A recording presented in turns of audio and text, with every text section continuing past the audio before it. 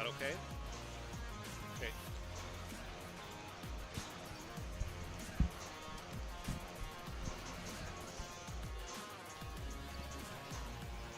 Yeah, no, this totally works. Okay, sweet. Bada bing, bada boom. All right, starters.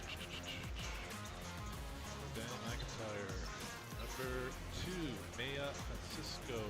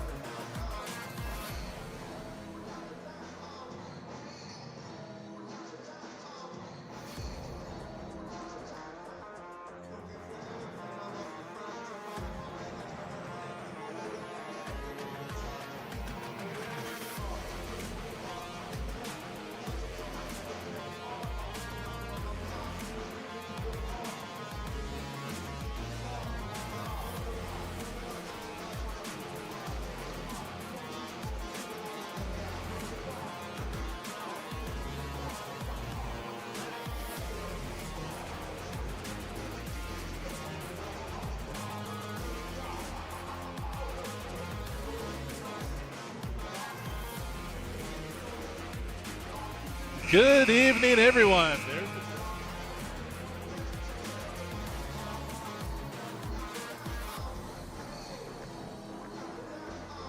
first game. The number 1 ranked Dakota Lancers take on the number 4 seed Daniel McIntyre Maroons. Later on this evening, then, we'll have the number 3 Vincent Massey Trojans versus number 2 Garden City Gophers. My name is Warren Angel, and it's my pleasure to be bringing you the play-by-play tonight. And joining me this evening is the amazing Mr. Adam Dobriansky. Hi there, Warren. Thanks for the introduction. Excited to be out here today. It should be a very, very good game. We've got the defending champs in Dakota coming to play against the Maroons. I'm excited to see how they respond and how they come out of the gates. And it's going to be so much fun tonight. This, of course, is the Final Four set, meaning that 2 of these teams will move on, playing each other next Monday night, whereas tomorrow night we'll be facing the boys. But tonight is girls varsity basketball back-to-back, starting with this first game, in which we'll be having Dakota in gold and, of course, Daniel McIntyre in maroon. And just before we turn it down to the floor, Adam, what do you think right now is going through the players' minds as they hit the floor? Well, I think everybody's a little nervous, right? It's a big game on a big stage. And so I think you've got to do what you do well and rely on those things. Nice. Come out of the gate strong. Excellent. And there's our buzzer. And in a moment, we're going to be turning over the floor for opening introductions, as well as team starting lineups, and then we'll pick it up after that. Okay, stay tuned, everybody.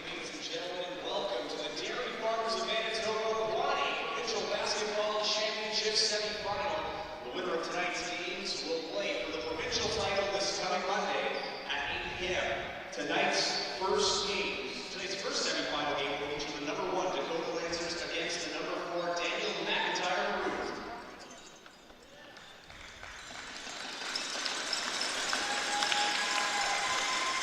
The MHSAA acknowledges that we are gathered on Treaty 1 lands, the original territories of the Anishinaabe, Cree, Oji-Cree, Dakota, Lakota, Dene peoples, and on the homeland of the Red River Métis. The MHSAA proudly acknowledges our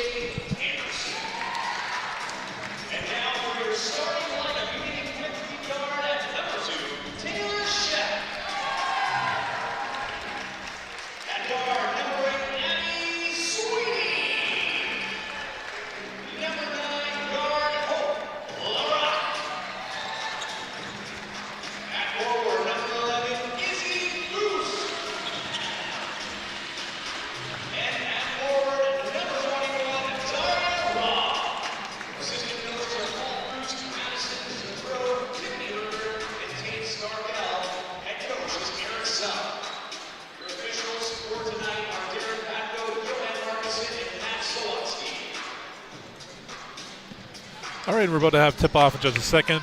Just quickly, just in case you can catch the names of the starting lineup for on the visitor team, that is the McIntyre Maroons. In Maroon, starting lineup is number 2, Maya Francisco. Number 3, Sophia Monzon. Number 4, Grace Liu. Number 5, Trisha Torres. And number 9, Ava Shaw. And for the Dakota Lancers, the home team in gold, we have number 2, Taylor Shep. Number 8, Abby Sweeney. Number 9, Hope LaRock. Number 11, Izzy Fust. And number 21, Daria Romp. 3. And it looks like Hope LaRock comes out hot early, nailing a 3 from the outside. Bringing up the ball right now is Ava Shaw, looking at her options. Brings it to the side. Here she comes. She decides to answer with a shot. Doesn't quite fall. That's Lou picking up the rebound, not quite. And we have Taylor Shep getting down the ball, kicks it back out to LaRock, who's feeling it. Just another. Oh, look at that. Fust, big rebound. Not quite falls, though, and here comes the Daniel McIntyre Maroons. The officials tonight is Darren Petkow, Johan Markuson, and Matthew Zawoski. As Dakota picks up another rebound, heading down the other way. That's number 8, Abby Sweeney, with the ball, taking it to the right. Passes over, and from the outside, Taylor Shep with another 3. So that's Dakota's second one. What do you think, Adam, so far? Big 3. They're running the floor well, and they're kicking it back around, and she's open. Not afraid to shoot it from the outside. We see Dakota taking some big shots early. All right, Daniel with the ball, looking for Grace Liu inside, but Izzy Fust picks up the ball, drives, drops off to Daria Rom, who picks the bucket up from down low. And that's an 8-0 run to start off the game, and we're just a minute and a half in. Awesome. Now that's Ava Shaw with the ball. Passes over to the corner. Driving baseline was Maya Francisco.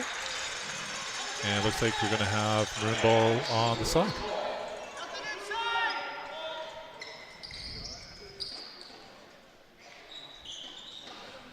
So what do you think, Adam? Giving up 8 a little bit early. What do you think that right now? Yeah, a lot of turnovers from Daniel Mack, right? And And so we've got to find a way to complete those passes. There's another one there, passed out of bounds. So I'd be looking to connect on those passes if I were Daniel Mack. So just focus on that simple thing right now. Just let's make some good passes. Look for a good shot. There we go. Just like that. Nice three. Just like you charted up there. Let's make sure we finish the pass, get a good look. And that's Sophia Munzon from the outside with 3 for Daniel. 8-3 so far. We're almost 2 minutes in. And Maroon brings up the ball. Here's Daniel Mack now. That's number 2, Maya Francisco. Looking inside. Makes it all the way over to Torres. Not quite. And it's Daria Ram now bringing the ball up for Dakota. Kicks to the outside. Shep decides to take the drive. Goes inside. Oh, looks like we got our first foul of the game.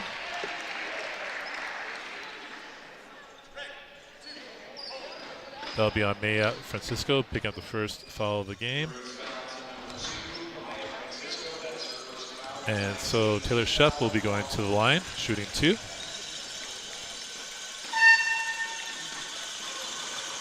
Makes the first.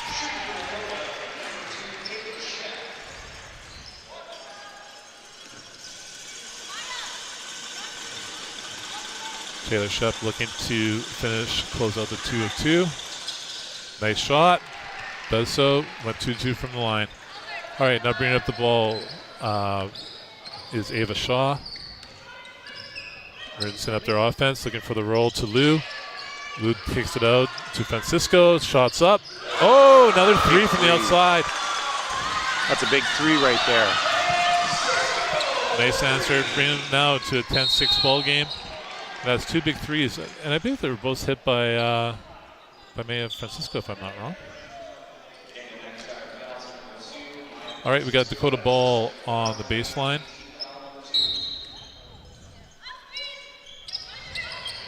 That's Abby Sweeney. Throwing it to Fust. Fust looking to drive middle. Coming down low. Big power move. Oh, just not quite hitting off the back. Kicks it back out. We have a shot. Rebound. Fust. Oh, sorry, that's Daria Ram going for the rebound there.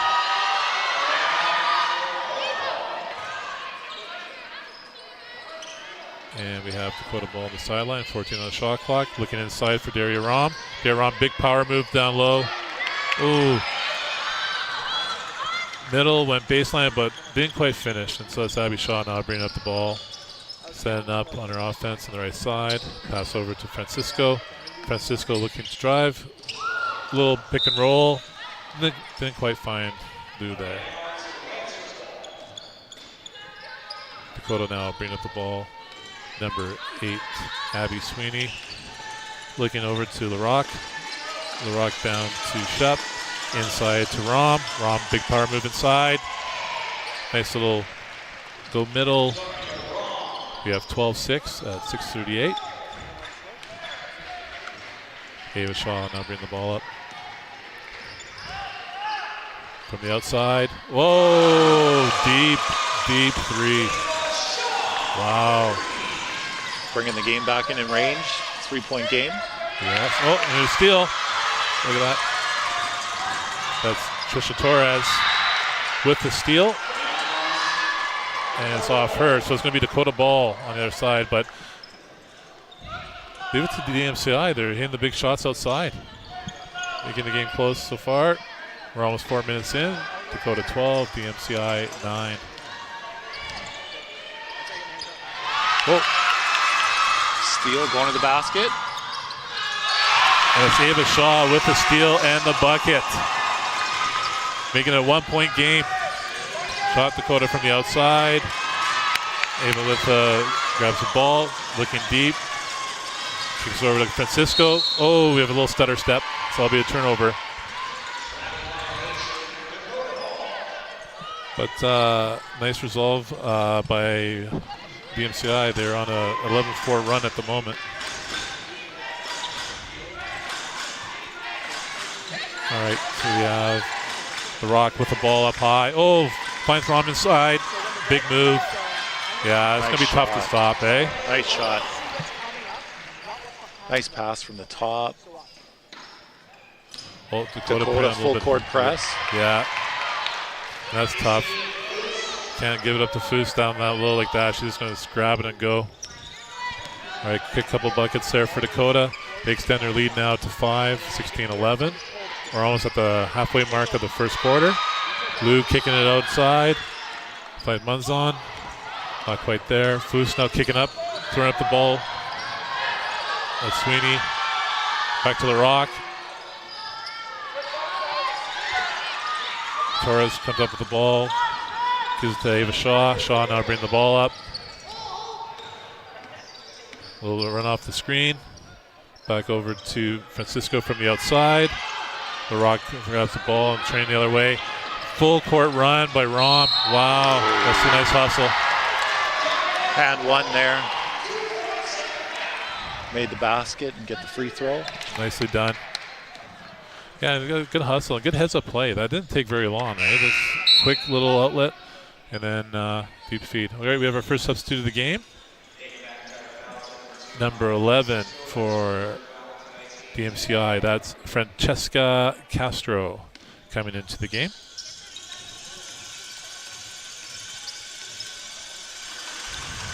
Rom at the line, finishing out the end one. Foose comes up with the rebound. Rom. There we go. Dakota making their presence known on the boards early, eh? Yeah, Foose has quite a few rebounds. I think you got to find a way to keep her further out from the basket, further off the boards. And just watch her play defense. There's that wingspan, right? Like she's going to make it tough. Nice pass. Oh, wow. Wow. And leave it to Daria Rom. She just fills in that lane fast. Yeah, it's running the floor. That's good. And again, it's coming back to that wingspan. You're going to make it tough, and that's why your first comment about making sure we have the passes is going to be so important against this Dakota team, because if there's any chance for it to be picked off, it's going to get picked off. Yeah, and they're going the other way fast. All right, we're heading into our first timeout. Pass down McIntyre. Let's see, that's a 10-0 run for Dakota before that timeout. So right now, Coach, if you're DMCI, what advice would you be giving your players? I think you got to talk about the passing again, right? It's got to be crisp. You got to make sure it connects, because a lot of those points in the last little bit have been in transition off of steals. Yes. Right? I think you got to talk about rebounds. Yeah. You got to keep Foust off the board there. So tough, eh? Like they're not only are they tall, but they're also fast. Like you hit the floor like Daria Rom is, like, and so you really have to establish that position early. Yeah, and Dakota's very quick to shoot the ball, right? And if they've got the rebounders down there, they can just let it fly. Yeah, and they show you how quickly they can hurt you, because it was a 12-11 game. Now they go on a 10-0 run. They already put up 22 points. And what are we at about? We'll see how many more minutes we have in this first quarter, but we probably still have a good 4 minutes or so. And they're already at 22. And so Oh, did I call it? Or did I call it? 4 minutes there. There you go. Wow, I'm channeling my inner clock apparently. But yeah, it's 4 minutes to go and they already have 22. And so for DMCI, they've hit some big shots. Just not to get too tentative, be crisp shots, and try to make a few big ones here. All right, that's number 3 outside. Munzon throwing the ball in. Lou over to Ava from the outside. Oh, nice three. Big three. Wow, she can hit that shot from out there. Ava Shaw. That's not her first big three. Like, she had a deep one earlier. Rom. Oh, there we go. Put it together on defense. We got a steal here from Daniel Mack. Shaw now with the ball up high, coming to the left. Doesn't like their options. Coming back to the right. Players, there we go. Number 11, that is Castro. Back to Shaw, number 9. Up high. Oh, a little pick and roll. There we go. Oh, but Foose is there. It's going to be tough. Yeah, right into Foose, hey, on down low. Yeah. That's tough. That's a tough shot. Good on Grace Lou to set that screen, but if you have Foose coming over, it's going to be tough to get anything off there. All right. We have 1 second on the shot clock. Wow, this is going to be a pass and shot. Here we go. Francisco throwing the ball in. It's going to be just touch and go. Here it is, and shot goes up. Oh, not quite there. Foose comes up the ball, and we're going the other way. Kicked up the big lane to Shep. And 3 one. points. Wow. Finishes the 2 and to the foul line for the 3. And that, just shows you when you control the boards, you can control the tempo. And Dakota, as soon as they get the ball, they're looking to run. And it almost seems like it doesn't matter who gets the rebound, right? As soon as they get, whoever it is gets the rebound, they're up the floor. They're going. Awesome. All right, Mac with the ball. Let's save a Shaw, bring the ball up. Shaw now looking. That's Castro. Back to Shaw. Shaw going baseline, shot. Well, I think Foose got a hand on that. Foose with the ball now. Driving, kicks over to Rom. Nice Rom pass. finish. Yeah. Just like in practice, hey coach, when you're doing the 3-on-2 drills, penetrate, make defense commit, find your option. Shaw with the ball now. Passes over to Castro. Castro coming down low, looking for the shot. Lou comes up with it, back to Shaw. We have 8 on the shot clock. Oh, finds Lou down low. Okay, there we go. She finds some love down low. That's good. Screen and roll there, yeah. And Grace Lou, she's constantly saying that screen, looking for. Oh, and we have Shep going back the other way. But it's interesting, Like Grace Lou is constantly engaging with that screen, and of course it shows you that just because you're giving the screen doesn't mean you don't have to. You can still be offensive because once you engage and defense makes some choices, you can always do a read. And there she did a great job reading down low, getting to a spot where she can get her shot off and make the bucket. All right, we're almost at the 2-minute mark left in this first quarter. We have Dakota 29, DMCI 16. We have Sweeney bringing up the ball. Rock to her right. Sweeney with the ball now, looking at her options. That's Shep coming up high, over to the rock from outside. Hits the back of the rim. Foose, big rebound. There's that rebound you're talking about, Coach. Yeah, and there's Sweeney coming in for the finish. Yeah, it's so tough, eh? Dakota's so tough on the boards. Shaw, number 9, with the ball right now. Being over half. Keeps the ball rather than passing off. Kicks it over to Torres. Down low to Monzon. Monzon picks up the ball, looking for her options. Oh. Yeah. Coach Sun there looking for, I think it was a double dribble there. Fast attack up the floor again by Dakota. So fast. Another rebound recovered by Shep. We'll go to jump ball.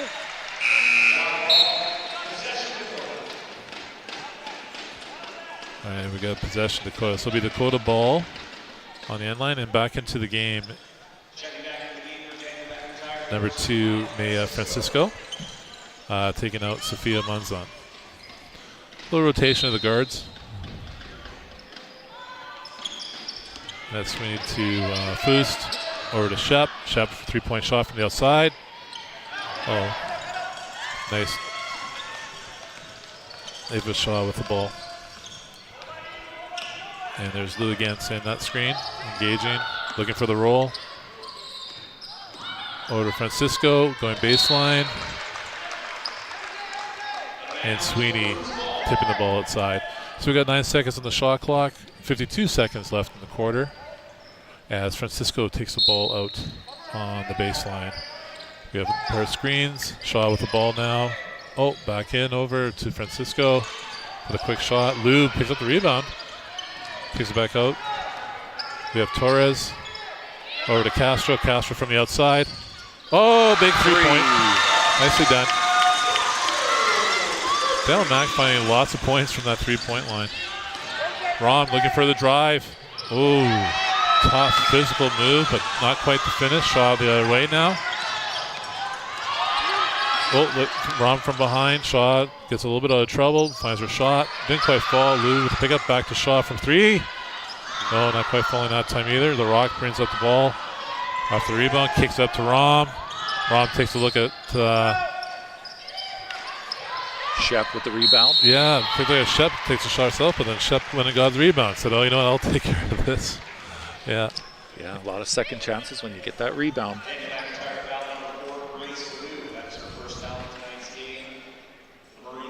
Right now, Dakota hasn't taken any fouls yet. That's interesting. Went the whole quarter without a foul. Very disciplined play. And Shep making the first of 2. 3.5 seconds here. Expect a quick shot after the inbounds after Shep's shot here. Shep makes it. We have a substitute in. Coming to Dakota is number 10, Anna Sellers, coming in for Daria Rom. Sticking with the full court press. And Shaw going to try and get it one shot off here. Go as far as she can. Shots up. Oh! Close. Pretty good. All right. So at the end of this first quarter, we have Dakota 33, DCMI 21. All right, Mr. Brianski, what do you think of the first quarter? Like, what kind of takeaways should we be thinking about here? Well, it's exciting basketball, right? I think if I'm Coach Sung, I'm pretty happy with the way Dakota's playing. Yeah. Right? They're doing things very, very well. At the beginning of the game, they were shooting some good threes. Shep hit some quick threes right off the bat. And then it was all steals, transition. And in the later half, the later part here, we're seeing lots of rebounds and lots of second chances. And it's those little things that really controls the game, eh? The rebounds, the steals. You're just putting yourself in for, getting another chance to take a shot. And even the follow-up, like they're following their own shots, getting their own rebounds. And it's tough. It's tough to face a team when they have a lot more chances like that. All right, now DMCI has their work cut out for them this next quarter. Like, what type of things do you think will be in their focus as they come into the second quarter? Well, I think the MCI had that little run there where they came back. Yeah. And I think you got to do some of those things, right? Yeah. It starts with a pass. You got to complete the pass. You got to be very efficient with your passes. And then I think you got to hit some big shots on the three. I think that gets you back into the game. Well, and they got the horses to do it, right? Like you have Ava Shaw there just hitting some big shots from the outside, and then you have Monzon, Francisco, well, even Torres. They can shoot from the outside, so they can't be afraid of that. And Lisa, and leave it to Grace Liu there, who she engages through the screen, looking for the rolls, and she's the one who gets a little weak side rebound. And so again, it's not to shy away from the physicality that Dakota's going to bring. But just, try and find your game and be crisp in those passes. Yeah, and slow down the pace, right? Yeah. If you take care of those passes, that slows the pace a bit. Limit those turnovers as much as you can against Dakota, because, you're right. Dakota is going to hurt you if you let them, if you make it easy for them with a soft pass. All right, and so we're about to kick off the second quarter here. A new 10 is set on the clock. Again, we have Dakota 33, DMCI 21. Dakota in gold, DMCI in maroon. And it's going to be maroon ball at center court here, as it is Castro who's gearing up for the ball. She passes into Shaw.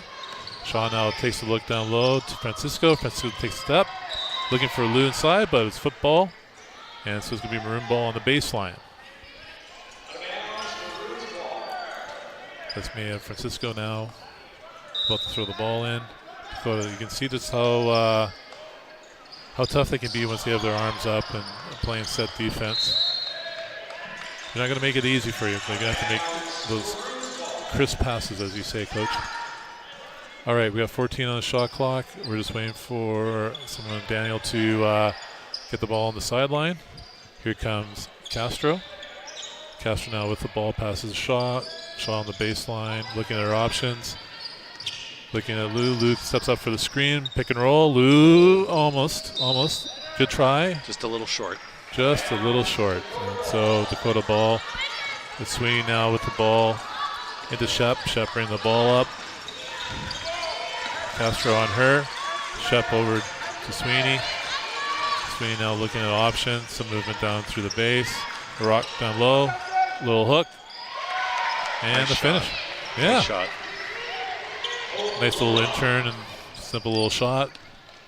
And it's a quick ball movement. Again, to really get a high probable places to shoot. Lou with the ball now. Over to Francisco. Francisco trying to cut middle. Big step. Oh, nice finish. Nice move there to the basket. We have Abby Sweeney now with the ball. Passing over. Oh, no. She's going to look attack. Oh, we have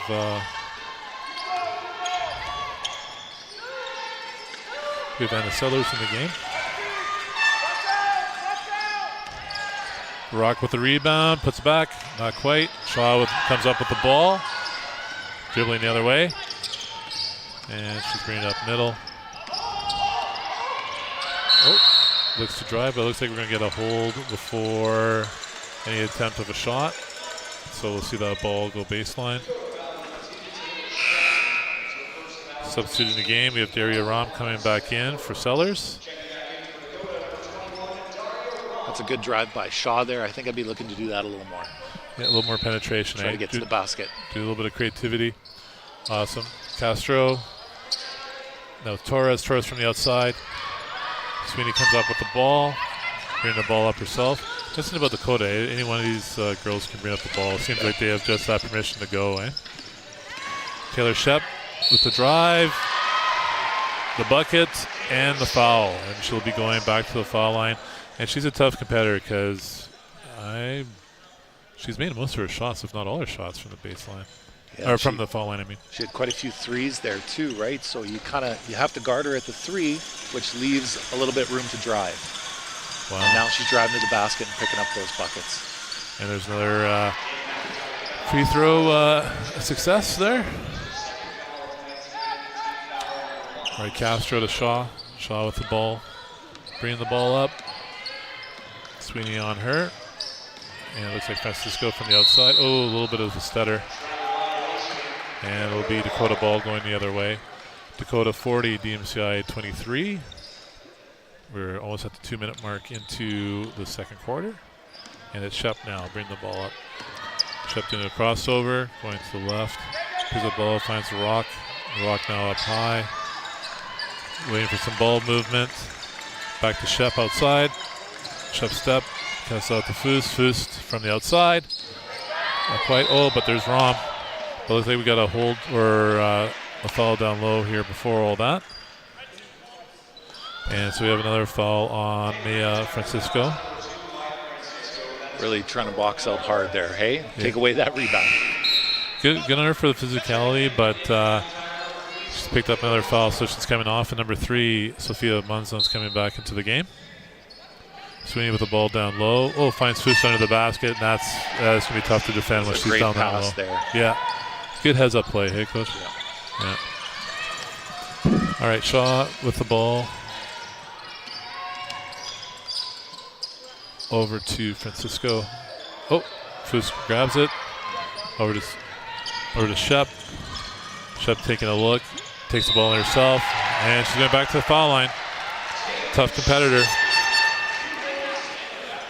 You know, she attacks that basket and welcomes the contact, strong finish, and rewarded anytime she gets fouled to that foul line. Big game so far for Shep. Oh, yeah. Solid play. Like you said, outside, attacking the basket. She's pretty tough to defend. As we're going to timeouts right now, Daniel called another timeout as they're looking at a deficit of 19 points right now. So it's tough. Dakota's a tough team to play. And so right now they're going to be talking about, okay, let's make sure, well, what do you think, Coach? What do you think they're going to be talking about now? I think you got to chip away at the lead. Yeah. Right? I don't think it's going to come all at one stretch. And you got to do slow chips. Right? Yeah. So, try to close that gap by 5 points by the end of the half. Okay. And you'll be setting yourself up for a good second show on that. So really focus just on those possessions, eh? Okay, guys, we just got to think of one possession at a time. We can't get anything easy. Let's look for an attack. Let's look for, where our shots are, and just kind of chip away back at that lead. Yeah, and I think you really got to find your people, right? Yeah. And, I'm looking out for Shaw to maybe be a little stronger in this next little bit. Okay. She had that one where she went to the basket. Yeah, that's true. That was really strong. Yeah. Right? Some more of that will create some openings in the defense. Well, that's true too, right? Because you're saying make it have to collapse a little bit more. They'll open out the outside shot. Yeah, no, that's good. Awesome. All right, we're about to go back to the foul line where we have Taylor Shep just closing out a three-point play here as she went to the basket, drew the foul, finished, and so now she gets one shot. And so far, lots of success from the foul line for her. We'll see if she'll make this shot now as Daniel's coming up to the key to settle in. We have one shot. Taylor Shep.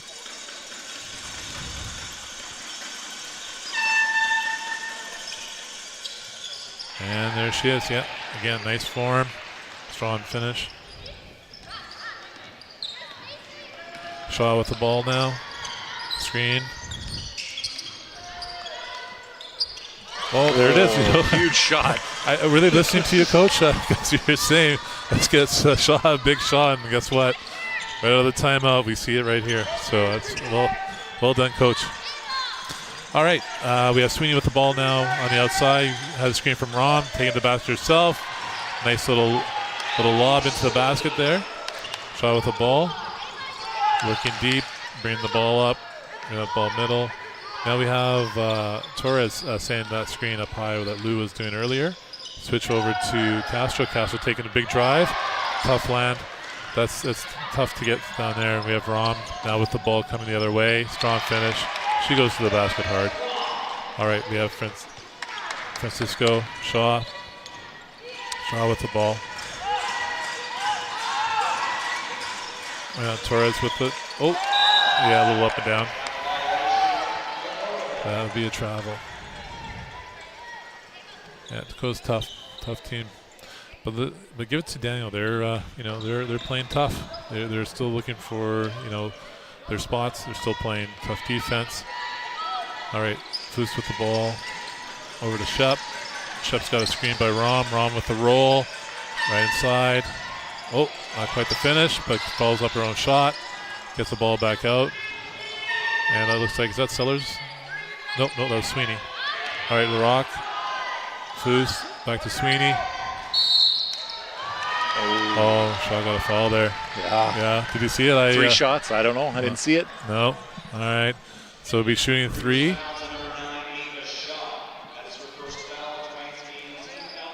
Three shots from the foul line. Yeah. So Abby Sweeney will be shooting 3 here. 3 foul shots.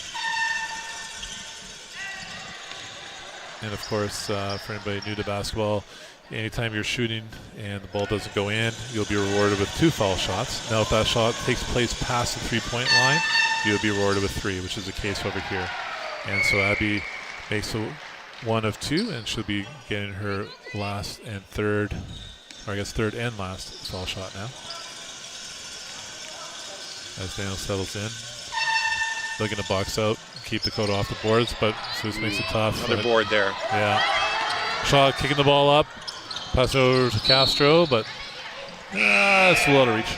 Trying to push that pace from Daniel Mack there, right? Yeah. Get the ball up quick. Unfortunately, a turnover, but a good look. Foss with the ball. Pass it to Sweeney. Sweeney now bring the ball up. Francisco on defense there.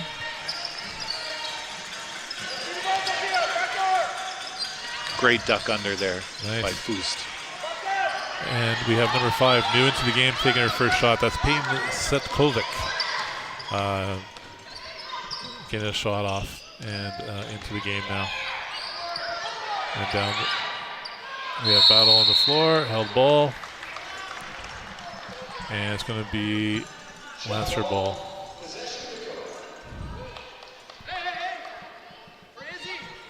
We're at 5:15 in the second quarter. We have Dakota 48, BMCI 26. And Taylor Shep now bringing the ball up. Finds Foose up high. Shaw's guarding. Foose puts the ball down, kicks it back over the rock from the outside, and finds nice shot. 3.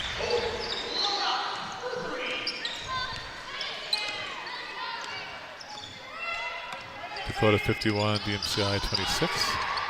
Shaw with the ball now. Crossover, kicks it over to Castro, back to Shaw. Shaw bounce and shot. Just a little short. Rock now picks up the ball, looking to push, and look at Dakota run. And there's Sweeney, little baseline, back out. Shots up, Foose with going for the rebound, but Shaw has it. She's looking to push the other way. And she's keeping it under control. And she does a nice move to the basket. Yes. Well, and that's what you were saying from that timeout, eh? You want some big plays. She hit that big shot.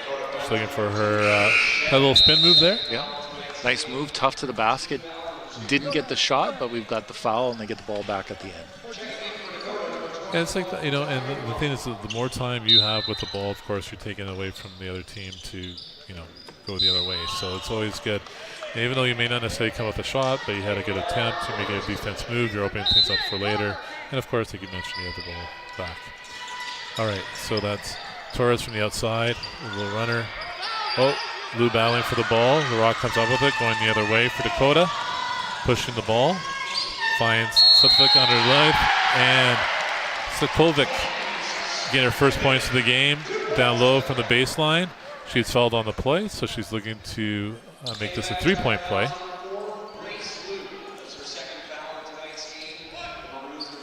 And that foul was on Grace Liu, and that is her second. But at the foul line right now is Sokovic. Oh, not quite finished. Liu comes up with the ball, finds Shaw. Shaw turns. Looking at her options as Dan goes sets up their offense. There's Castro with the screen. Crossover for Shaw. Oh, not quite find it.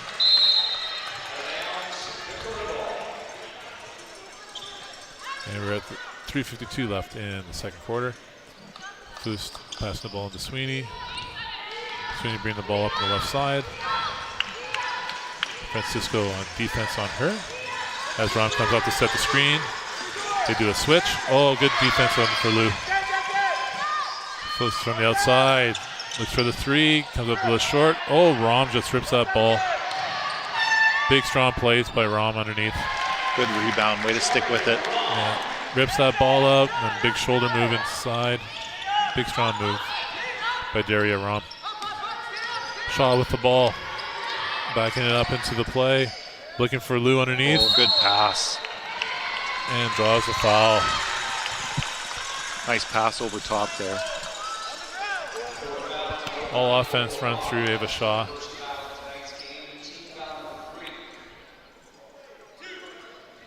Again, Dakota not picking up very many fouls. It's only their third team foul for the game. As Lou makes her first of two. Next shot. Grace Lou at the line. Oh, I think it hit every part of that rim but inside, eh? Wow. The Rock coming back the other way. Yeah. Oh, there's Lou with a big rebound.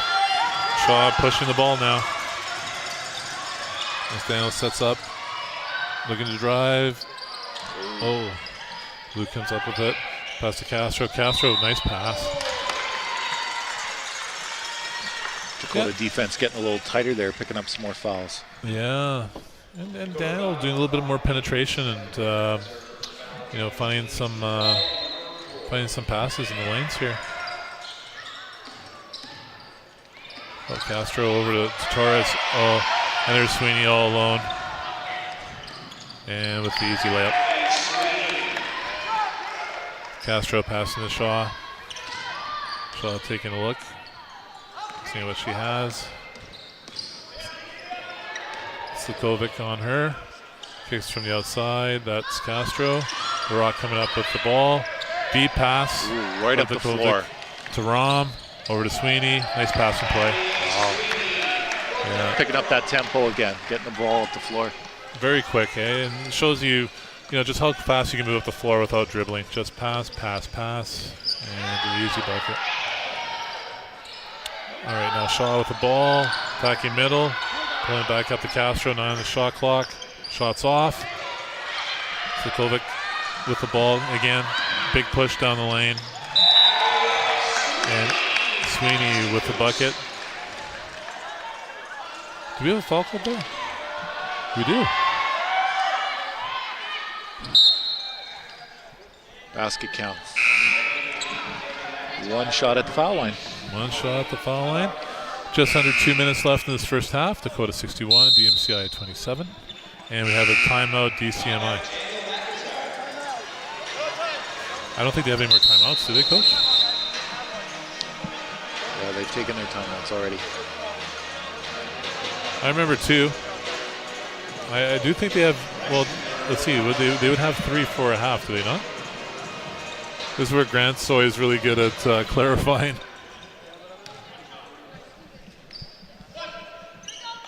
There, we're good. All right, here we go. Awesome. So we have Sweeney at the line. And of course, I'm going to trust that the scores clock knows Somebody's what they're keeping doing. count. Yeah. Yeah. When I was coaching, I always had somebody count the timeouts for me. I'm like, hey, do we have another one? It shows you right there why I needed that. All right. And so we have Sweeney at the foul line here.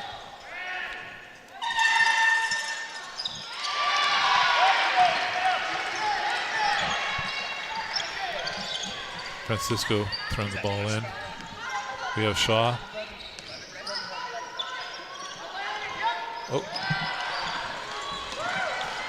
And I see we have a new player for Daniel into the game. That is number 8, Maui Abarquez. Maui Abarquez into the game for NMC. And Shaw has the ball now. Finds Castro down low. Oh, and just a big shot there by Abarquez. Oh, Shaw with the steal. Bring the ball down, a little pull up, and finds the net. Good shot by Shaw. Go to the other way. We have Rom with the ball. Kicking over the rock. The rock up to Rom. To Sweeney. Over to Foose. Foose looks to drive middle. Big strong take. Oh, Shaw. Big block by Shaw. Some strong defense there, eh? Yeah.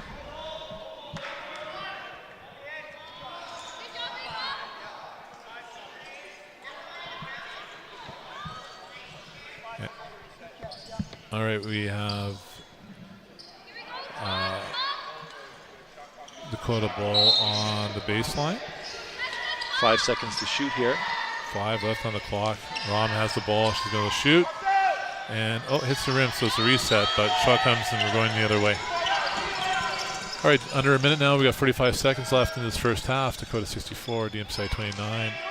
Lou down low, kicks it out to Munzon. And Foose comes up with the ball going the other way. Sweeney. Oh, Shaw coming Nice back. block again. Yeah, Shaw's going to make it tough for you. Although Foose makes it look easy with that shot. All right, Shaw now with the ball. We have Stellars coming to the clock, looking to sub in when next time there's a whistle. We have Abby Sweeney from the outside, big 3-point shot, and that should close out our first half of basketball. And so after one half of play, we have Dakota 69, DMCI 29, as we're looking to take a break. Just a big thank you to the Dairy Farmers of Manitoba for their sponsorship of the Quadruple A Varsity Basketball Finals. After this game, we will be seeing the number 3 Massey Trojans take on the number 2 Garnet City Gophers. And so the girls' games are tonight. Tomorrow night, we have the boys' games. And right now, we'll be just taking a bit of a break. Any last thoughts before we head off and maybe get a little bit of something from the concessions? Yeah, just Dakota's playing a fantastic game. They got a commanding lead here. Yeah. And I'm interested to see what the coach of DMCI comes up with and how they respond in the second half. Awesome. All right, there you have it, folks. So just enough time to get a little break. We'll come back here in about 15 minutes, and we'll see you guys soon. Okay, see ya.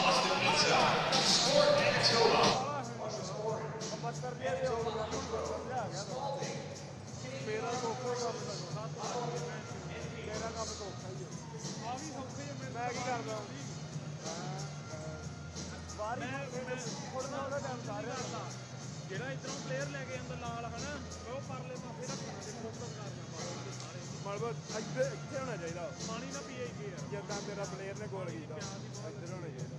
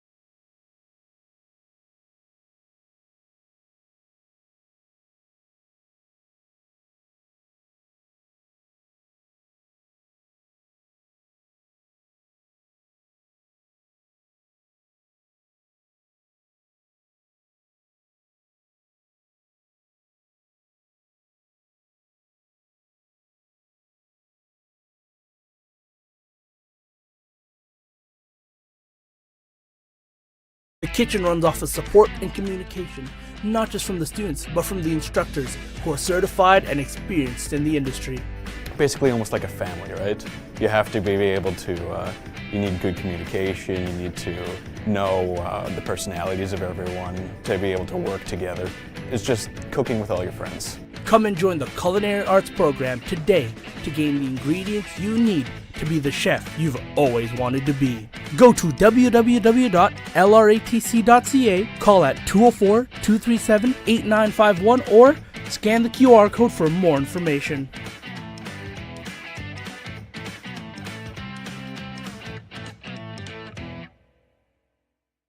Are you a high school student that loves hairstyling? Well, you're in luck because the Riel Arts and Technology Center has a 3-semester hairstyling program.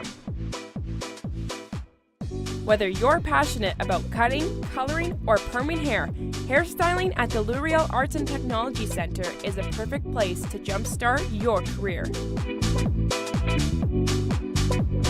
I love this program a lot because I love to work with clients a lot, and having the work hands-on, it's amazing because it shows a lot of opportunities and opens so many doors.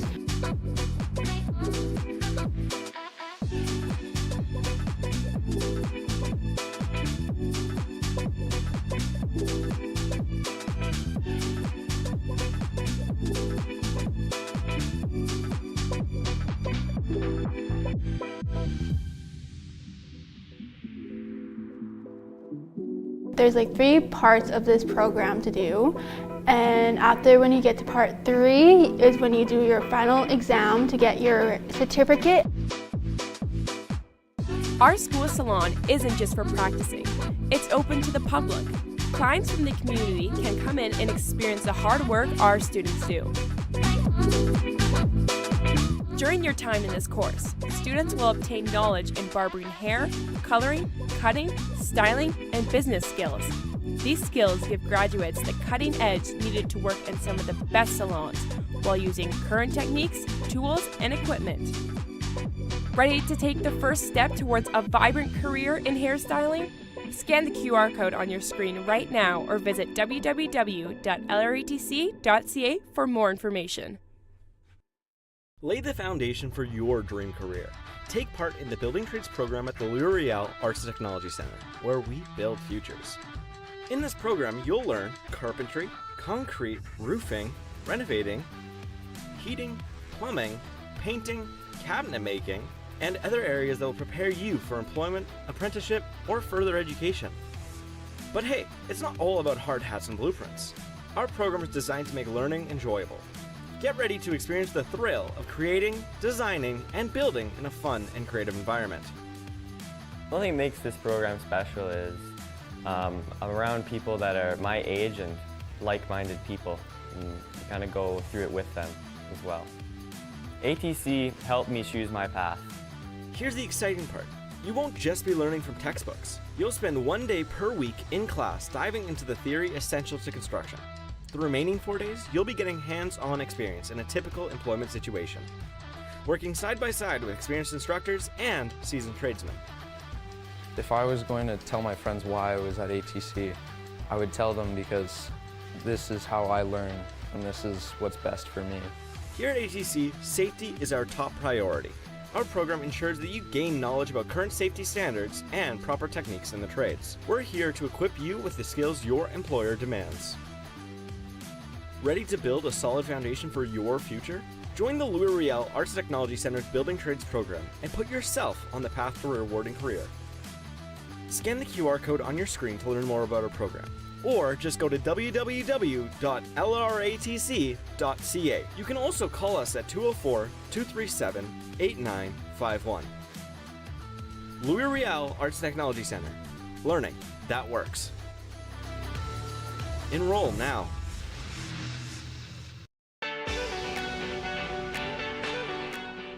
Welcome to the Riel Arts and Technology Center. Today we invite you to explore our new media design program, where students get to embark on a journey to transform their passion for creating, designing, and coding into a dynamic career. We connect our students with industry professionals through career fairs and networking events, providing valuable opportunities to showcase their work and make connections in the field. I suppose I would say, like, be ready for a variety of things, because despite it being sort of more focused on the digital media space, there is a lot of different things that you work on. You work on actually building sites, you work on designing logos, and like business management as well, learning how to like manage a project or learning good business skills. Like, there's a lot of different things. You kind of have to, you know, be a little prepared for kind of everything and everything. Students work on programming their own video games, coding, and logo designs, just to name a few. Well, there's lots of different people. So there's people that like to do design, coding, or just like all around. So I really enjoy learning from them, talking with them, a lot of same interests, like I said. ATC creates a positive and inclusive atmosphere where everyone feels valued and motivated to participate.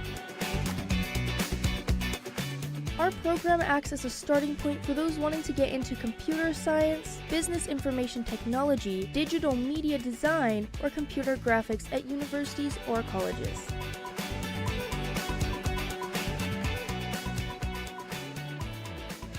If you want to learn more about the program, go to the school website at www.lratc.ca or scan the QR code on the screen. Riel Arts and Technology Center. Learning that works. Welcome to the Aesthetics program at the Riel Arts and Technology Center. Get ready for a journey that goes beyond the surface to unlock the secrets of the evolving world of aesthetics.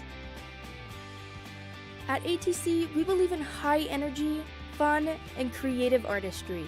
Imagine yourself in an environment where you get to experience the joy of transforming beauty into an art form. I feel like ATC suits me in a lot of ways, but one of the best ways is the fact that we get to learn by doing hands-on things, because I'm the type of person that like learning and doing things at the same time, so that kind of helps me to understand and learn better. Students will not only learn theory, but will also get a unique hands-on experience using professional aesthetics products and equipment. From nail care, skin rejuvenation, and body treatments, to professional massage beds, manicure and pedicure stations. But it doesn't stop there. We understand the importance of retailing in the aesthetics world. Our program ensures that you not only master the art of spa services, but also the art of customer service. Students will be given the opportunity to work with clients and book appointments at the front desk. We believe in giving our students the tools they need for success. Students will gain all sorts of experience in our one-year program, such as manicure, pedicure, waxing, massaging, makeup, lash, and skincare techniques. It has prepared me in so many ways. It was scary and overwhelming at first, but I have gained a lot of confidence throughout it.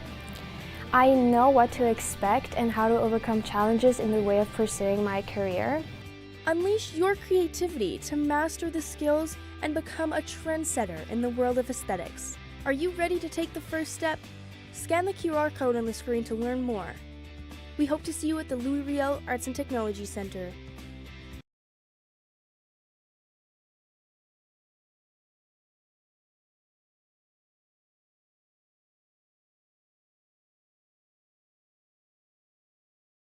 Manitoba Quadruple A Varsity Girls Provincial Basketball as we're about to head into the second half. Right now we have Dakota 69, DMCI 29, and we're just going to be gearing up.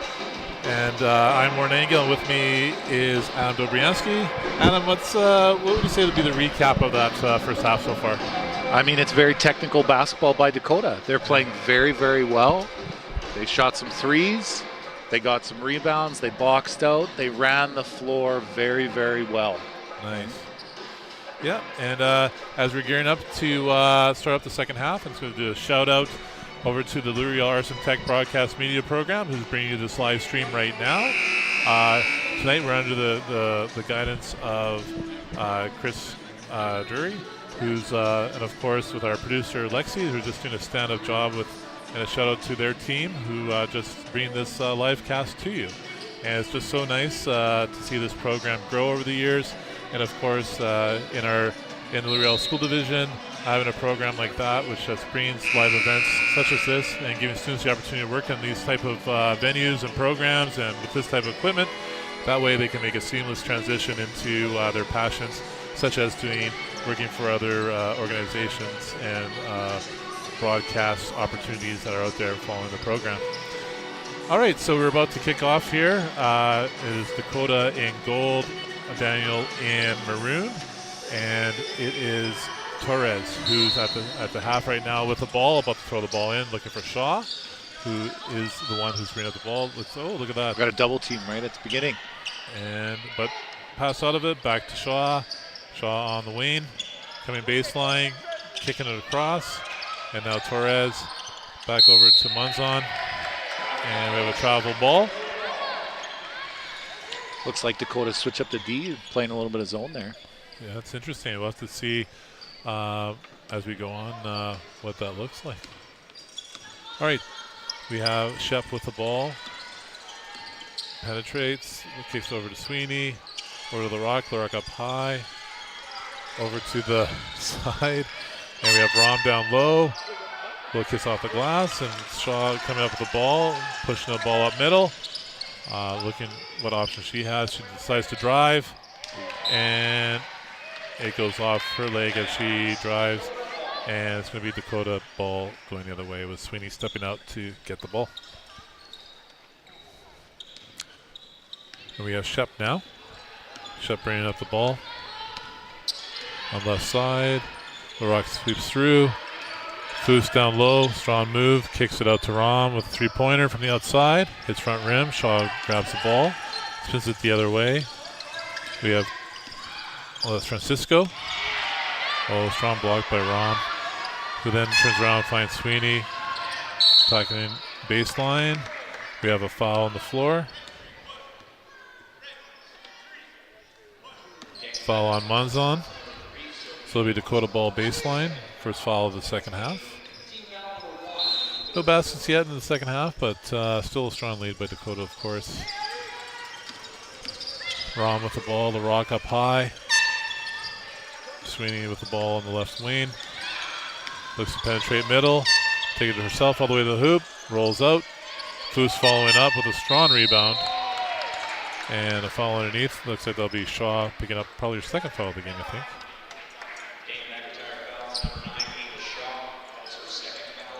Yeah, her second foul of the game. Foos on the line now.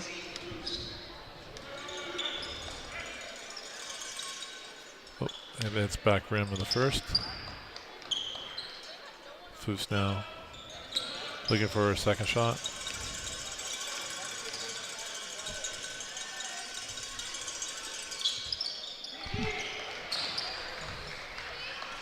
Torres finds Shaw. Shaw's coming up middle.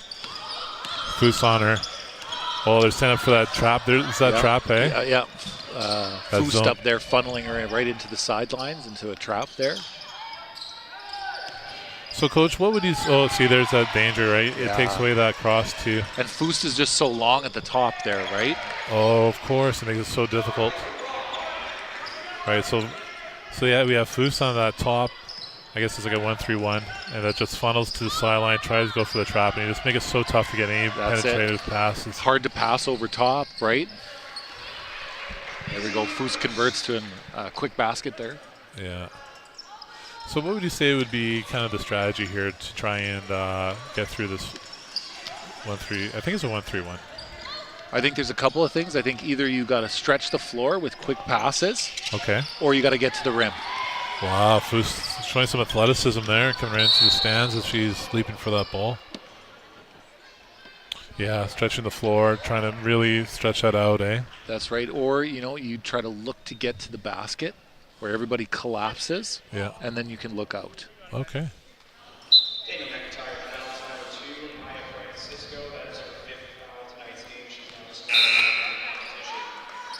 And that's 5 fouls for Maya Francisco. So she'll be getting some water and calling it a night. As, of course, once you hit 5 fouls, then you're out for the game. Coming back into the game, I believe it's Castro who's coming back in for her. Okay, Dakota with the ball on the outside. Foose driving baseline, finds Shep on the base. Foose gets the rebound on the weak side and draws a foul from Abby Shaw, who'll be picking up her third. Looks like Daniel McIntyre is really playing a lot more physical to start this game, picking up some quick fouls, right? Yeah. 14 fouls in not even 3 minutes here. Wow. Yeah, they're going to go with one more foul. There'll be 5 team fouls, which then means Dakota will be at the line each and every time there's a foul. But, you know, leave it to Daniel. Like, you have to, you know, how are you going to combat, you know, the physicality, and you have to match it with some, you know, some physical play. And so they're coming to play. They're not going to, you know, wilt and to say, okay, you know what, they have a bit of a lead on us, let's just get this over with. They're coming to play hard. They want to see success, and they're going to take every possession each and every time. So yep. Good on them. Now let's see if they can, how they're going to do against this this zone defense. That looks pretty tough out there right now. Yeah, I'd be interested to see if you take a timeout here, right, and see if you can draw something up on the board. Yeah. And it's a rock over to Rom. Rom for 3. Foose chases that down over to Rom on the right side. Takes it. Finds front rim. Shaw picks it up. Shaw looking deep. That's the other thing, too. So you can get that quick transition before they can set up. That make a big difference. And it looks like they're only setting that up on a make, that 1-3-1. Oh. Yeah, you're right. I think you got to get that ball up quicker, right, and not let them set up. Yeah. All right. There we go with that timeout. Yeah, they're going to drop, pass and play. And it looks like, Mr. Papone taking we got a peek. the veteran, looking at the board here. Yeah, I think he might be, you know, giving a few thoughts about what can go. Mr. Jason Papone, definitely a cornerstone of the Daniel McIntyre community. Student there, star basketball player, and now, of course, as a many years coach. Yeah.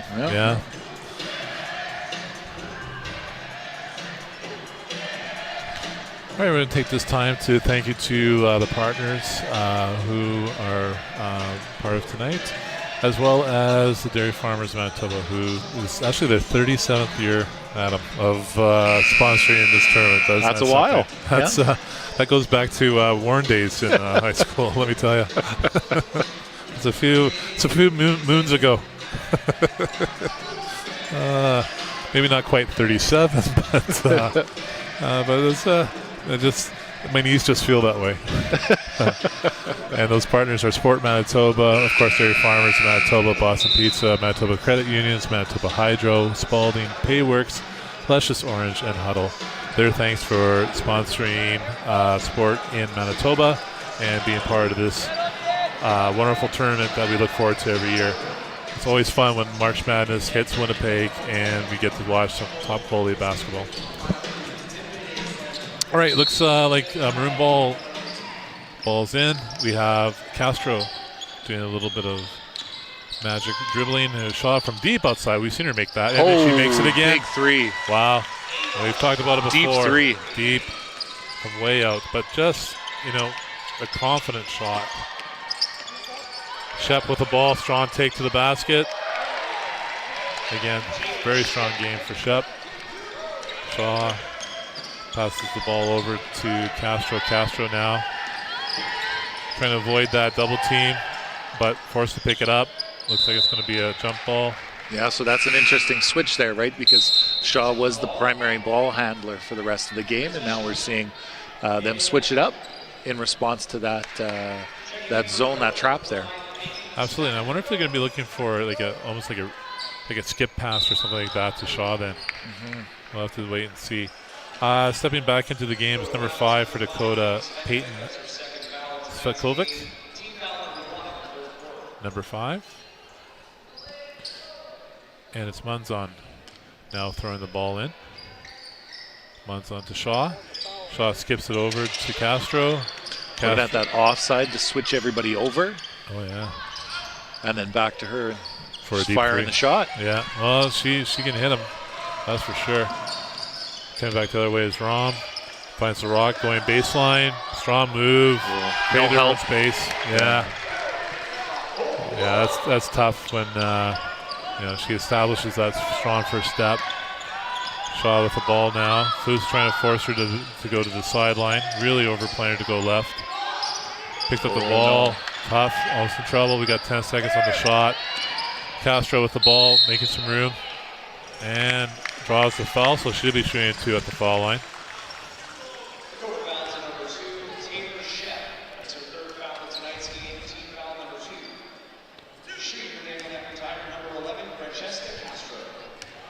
Francesca Castro at the foul line, shooting the first of 2. Oh, heartbreaker. Around the rim and out, unfortunately. Shooting the second shot. Dakota not quite making it in time to line up. Now taking their spots in the key. And Castro now settling in. And she makes the last one there. We have the substitute in. Sweeney's coming in for Shep. And she'll be going to bring the ball up. Sweeney now with the ball. Looking at Coach Erickson, just looking for the play. The Rock now with the ball, penetrating middle. Kicks out to Rom. And there's about an 8-foot jumper. Nice shot. Good solid play there. Drive at her. Little drive and dish. All right, Shaw with the ball now. Foos forcing them to go left side of the floor. One's on, back to Shaw. Sokovic picks up the ball, and we're going back the other way. Laster, strong foul. Hard foul. Wow, that's tough. Yeah, right. The Riel and McIntyre playing physical the second half. And trying to get themselves back into it, right? So. And officials calling that unsportsmanlike, intentional.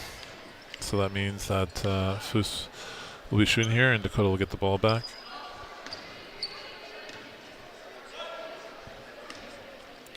.451 left in this third quarter. We have Dakota 81, DMCI 33.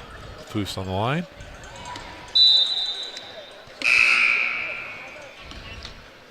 And it's going to be Dakota ball. Yep. Front court.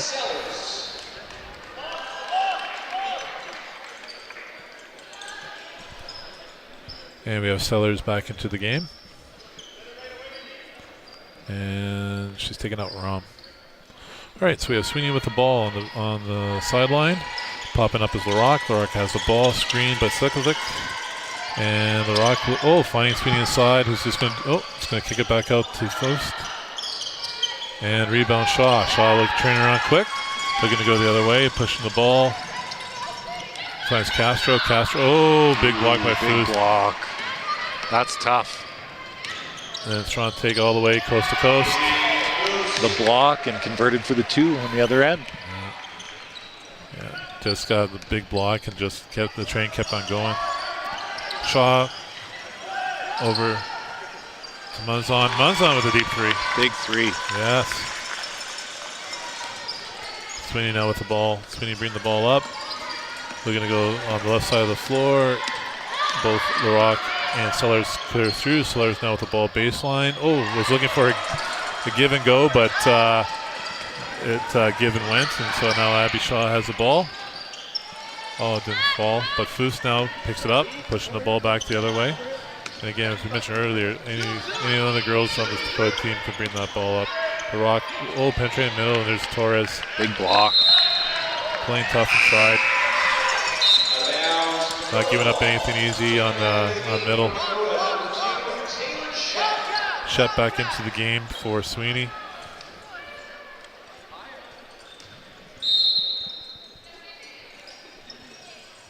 Foos with the ball outside. No, Sokovic. Sokovic over to Shep. Shep looks to try and penetrate. No luck there. Sellers with the ball over. It skips to LaRock. LaRock shoots a 3. as the buzzer's going, but of course we continue playing. Foose with the ball. Good rebound. Solid rebound. So tough on the boards. Yeah. You really do have to play physical on them just to even just try and take that control of the boards away. Checking in for Dakota, number 21, Daria Raw. Of course, at the conclusion of this game, we'll be bringing you the Garden City Gophers, who are currently seated at number 2 and taking on the number 3 Vincent Massey Trojans. As we're starting to see some folks coming into the gym for that game. All right, LaRock from the outside with 5 on the shot. Dakota again getting their own rebound. Rom this time, well put back. Tough move down there. Shaw with the ball coming up middle. Able to penetrate a little bit deeper just because no one was stepping up at first. And then Munzon from the baseline. Good rebounds. Again, Grace Liu finding that rebound. Oh, and it's nice shot. Castro with the kiss from the boards. Now with Foust out for Dakota, yeah, that top of that zone loosens up quite a bit, right? Yeah. She's just so long up there; it's hard to get past. Yeah, it makes a big difference when she's not. Oh. Wow, another deep three. That's about 5, 6. I lost track of how many deep threes that Shaw has now. Wow. Dakota 89, DCMI 41. As we're heading to about 2 minutes left into this third quarter. Baseline finds Sefcovic. Oh, but Shaw comes up with the ball. Has Grace Liu. But it looks like we have a foul first. Foul on Daria Rom. That's her first foul of the game. We have a pair of check-ins. Number 8, Maui Aberquez for DCMI. And for Dakota, we have Cheryl Chun stepping in for her first minutes of the game. All right, Sellers down low. Oh, loses out to Liu. Here's Castro cutting middle. Picks the ball up. Munzon now trying to go middle. Puts up a shot. Hits rim. And Chun, who just walked into the game, now is bringing up the ball. LaRock with it on the left. Thinks middle. Kicks it over to Rom. Rom, deep shot from outside. Oh, nothing but mesh. We have a few people in this game who can check those threes. Shaw now. Bring the ball up middle. Oh, Munson wasn't expecting that. It's going to be Dakota ball on the baseline as we have 1:17 left. Checking in for Daniel McIntyre, number 5, Trisha Torres. Trisha Torres coming back into the game. As Castro steps off the floor. Get a little extra water as we head as we're gearing up for the fourth quarter. Sellers over the Rock. LaRock inside to Rom. Goes baseline. Chun fighting for that ball, but it's going to be down McIntyre.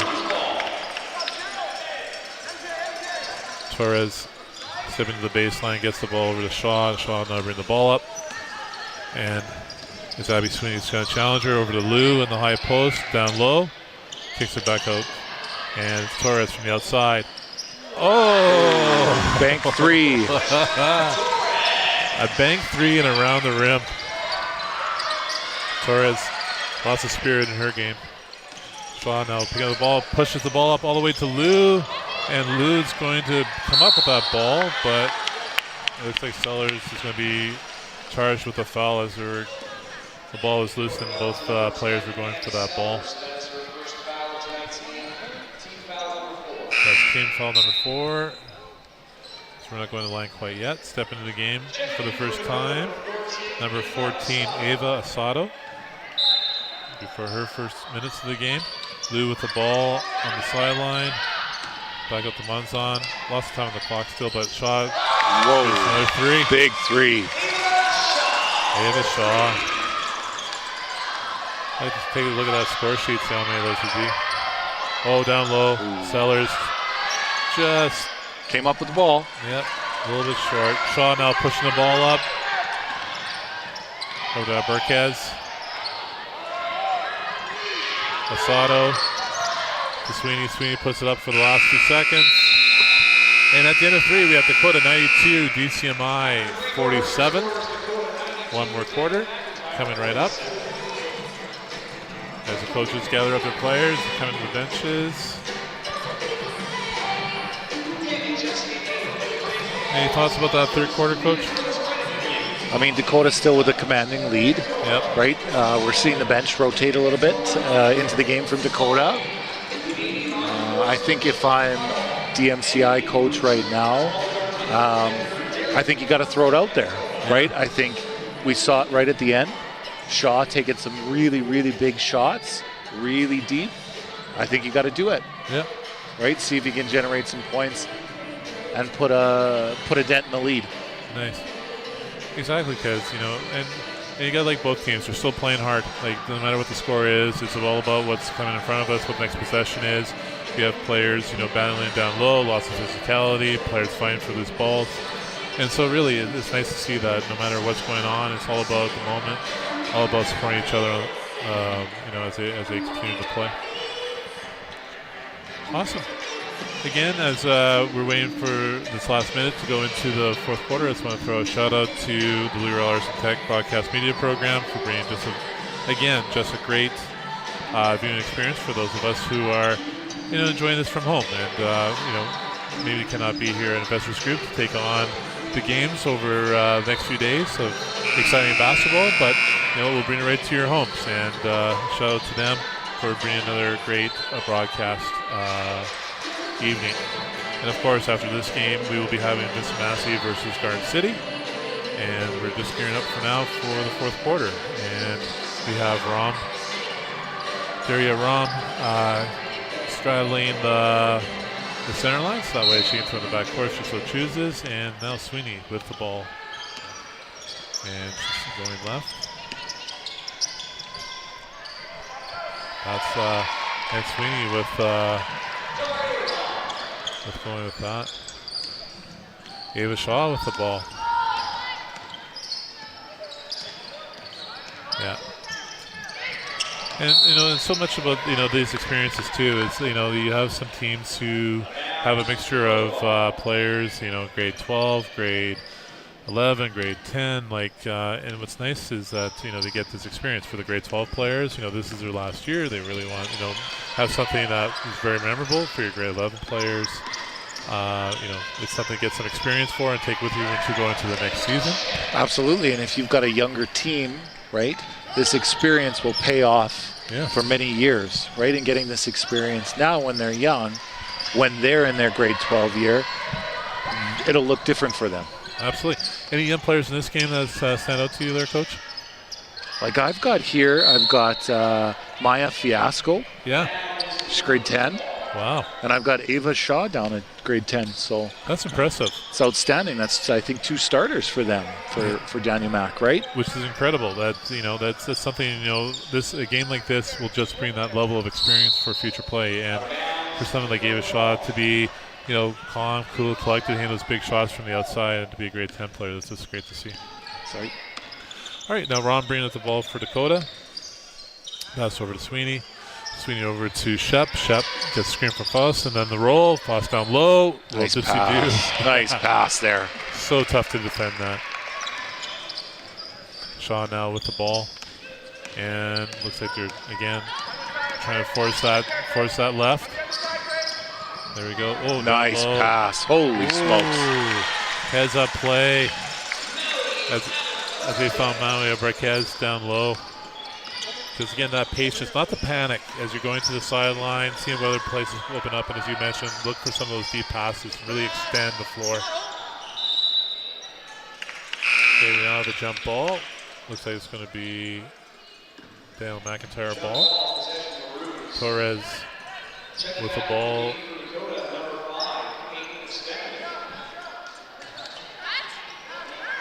And Daniel McIntyre extending that 1-3-1 now. Really, we're looking at the sideline. Shaw with the ball. Oh, but we got a reaching foul.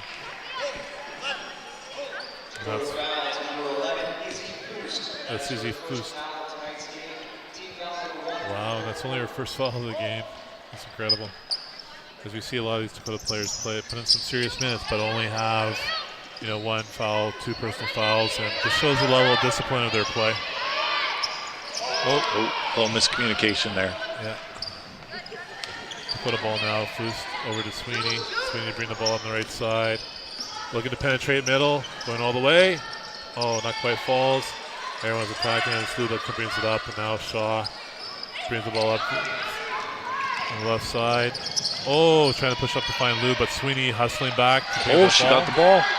But Lou, in tough, pulls the ball up, but kind of falls short. Shep keeping it in. Lots of hustle out there.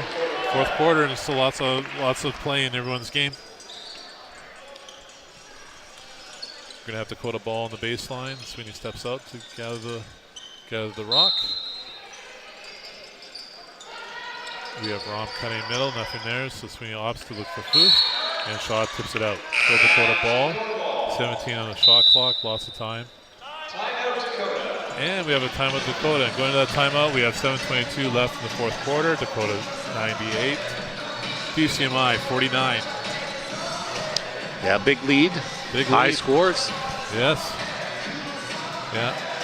And again, you just want to, of course, you know, your DMCI, you have this huge lead that you're looking at, but again, it's really important to give, you know, the focus to the team. Say, okay, this next few possessions is where our focus is going to be. We're going to, you know, either A, we're not going to give up a rebound, or B, it's about, okay, we're going to find this on offense. We're going to give, you know, that task. And they're doing a good job of just making sure the girls are focused with a task to go out to play and play hard. Because it all comes about that possession play. And even though, you know what, the score may not exactly be what you want to take a look at, but it's also important to use this moment for, you know, teaching to that strength or to that thing that you can look for on the floor. Yep, absolutely. And having, you know, some starters who are younger, yeah, absolutely, that makes sense. Yeah, and still, you know, you get lots of teaching reps in this, and that's what makes basketball at high school level so fun to play, so fun to watch, and of course, so fun to coach too. And take in. All right, we have Dakota ball in the front court, 17 on the shot clock. That's wrong. Oh, we have a doubt. Oh, all 3 players up, leaving Foust isolated under low. Creating a little vacuum there by moving all the players up. Yeah, we haven't seen that yet. And that's probably a play there. You know, let's just we'll put this one in for later and just take a look at what it looks like. Yeah, it looks pretty good. Nice pass again there. Yeah. That's Arbacaz down low. Arbacaz, oh no, that's Torres now on the floor. A few more subs coming to Dakota. Step onto the floor. We have number 6, Kalisha Campbell, as well as number 4, Juliana Tinchi. Sweeney with the ball. We have Foust up high. Oh, double screen. Rom on the one side. Sweeney takes the ball baseline. Tries to bank it off the board. Rims out, but foul on the floor. We have foul on Lou. Grace Lou with the foul. She has three personal fouls. So Faust is on now on the foul line. First of 2. Oh, just rims out. Oh, sorry, Sweeney on the line. I realized it was Sweeney once I saw Faust just walking past in front. Awesome. So Sweeney shooting the second of 2 and makes the second one to extend the Dakota lead now. Dakota breaks the 100 barrier. It's 101-49. Arbacaz from the outside. Quick shot. Follows the shot. Good job. And puts the putback. Follows the shot, gets the rebound. Gets rewarded for her hard work. Sweeney now. Attacking the right side. Switches to go middle. Oh, some contact. Gets the bucket. Torres to Shaw. Shaw bringing the ball up. There's Faust on her. Trying to force left. Oh, Lou steps up. Gets the ball. Nice attack. Shaw really looking down the floor now. Really seeing that floor well, too. Faust attacking the ball. We have a shot baseline by Rom. And Shaw comes up with the ball again, looking up the floor. Brings the ball up herself.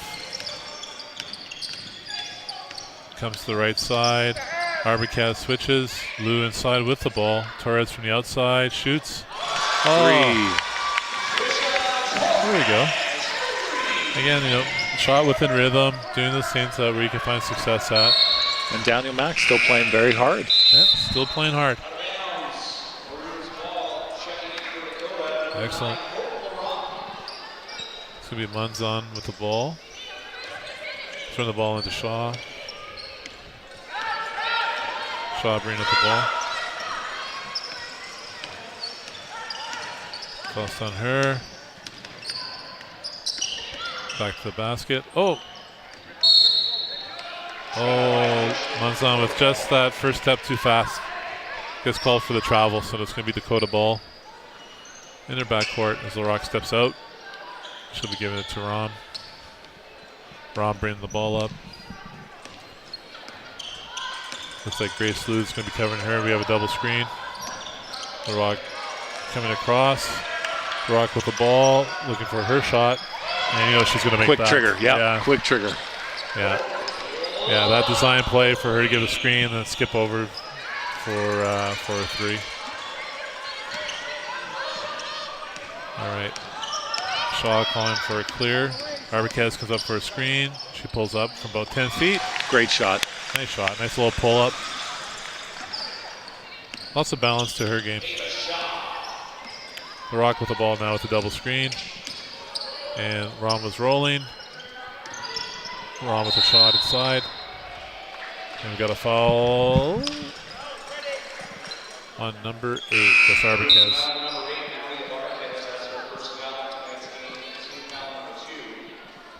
.433 left in this left in the game. We have Dakota 106, DCMI 58.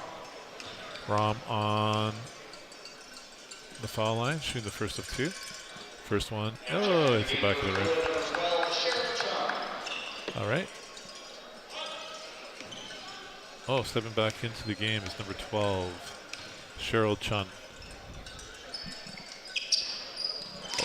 LaRock able to pick up the rebound. Finds Rom over to Izzy Foost. Hits the rim. Chun with almost getting the rebound, but Rom comes up with it. Again, lots of loose ball activity there. And it's going to be Dakota ball. Dakota again showing their tough rebounders, right? Tough rebounders. Of course, the winner of this game will be playing the winners of Vincent Massey Trojans, Garden City Gophers next. And that'll be at 8 o'clock on Monday. Close with the pump fake. And a 3-point. Wow. Just over 4 minutes left in the game. Arbicaz with the ball up high. Being guarded by Leanna Tinchy. Shot. We got a block.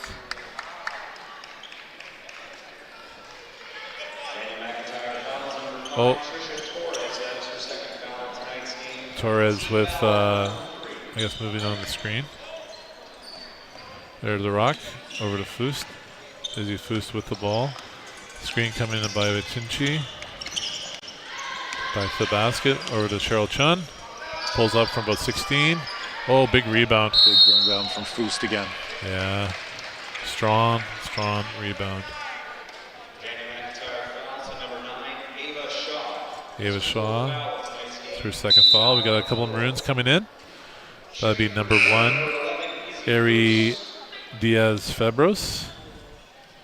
And number 8. No, we have 8 on the floor.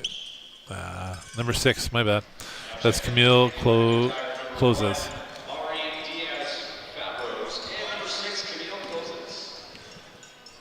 Izzy Foost on the line. Front rim, Cheryl Chun with the ball. Back up to Izzy. Over to LaRock. LaRock for 3. Rims out. Shaw picks up the rebound.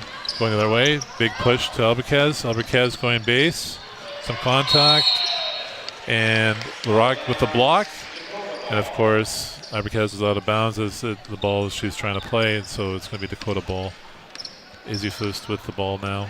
It's calling for play number 5. So LaRock's coming over. Has the ball up high. And we have a quick step. Travel. And Maroon ball.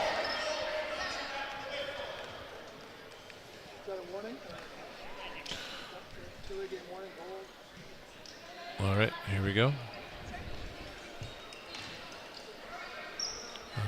This closes over to Arbicaz.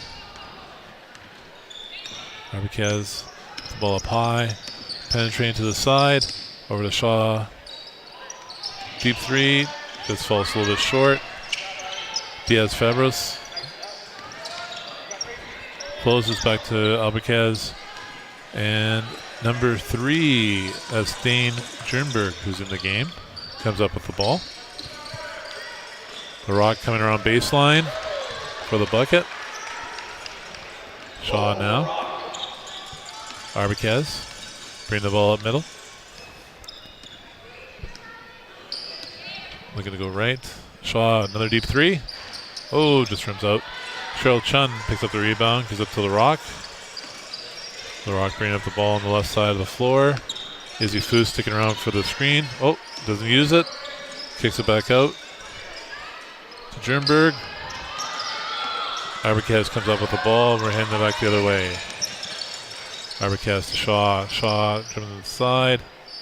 Deep 2. Not quite finds it. Doesn't quite find the bucket. The Rock comes up with the ball. Screen up high. Izzy Foose with the roll. Big, strong attack down low. Screen and roll. Wow. And she's so tough to defend when she gets that ball within like... Especially on the 8 move, feet. right? Yeah. Again, it's that long extension. Big, strong move.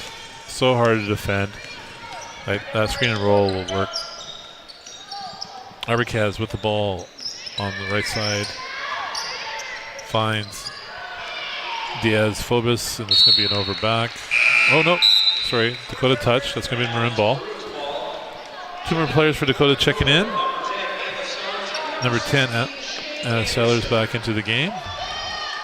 And number 16, stepping on is Shay Anderson. Shaw driving to the right. Oh, shot clock violation, but Dakota comes out with the ball, so we continue our play. That's Anderson over to LaRock. LaRock now with the ball. Anderson coming for the screen. Looking to roll. LaRock calls over Slakovic, who pulls up the J. And Shaw has the ball going the other way. Shaw looking to take it all the way, and coast to coast. Find some space there through the middle. The Rock now bringing the ball up. A couple more subs coming soon. The next whistle for Dan McIntyre. And the Rock calling her shot. Just under a minute of play. There we go. Cheryl Chun with a little bit of work inside. Oh, Anderson. Big rebound. Yeah. Able to grab that ball and a little putback. 2 points for her. We have Trisha Torres checking back into the game.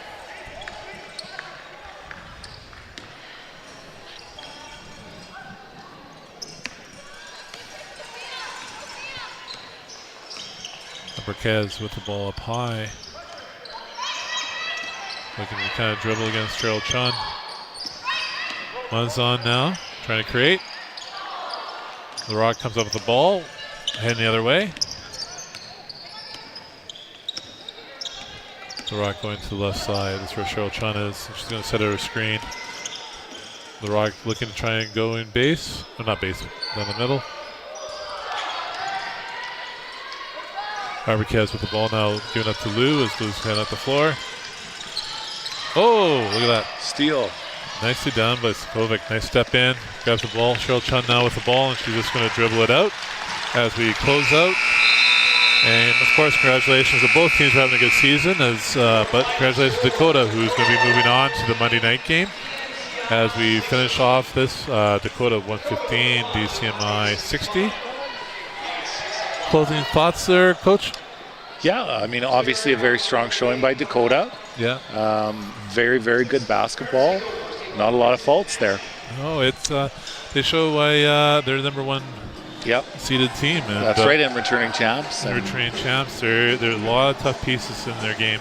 But I do got to hand it over to DMCI, right? Yeah. At no point in the game did they give up. Nope. They kept playing, and they played hard right to the end. Played hard. Absolutely. The coach got to be happy with that. Played spirited, kept on pushing for the ball, looking for some big shots. But that Dakota team is a tough team to play against, and they show why. That's right. And if you do have to lose, you want to have played. Yeah. You left it on the floor as the two teams congratulate each other.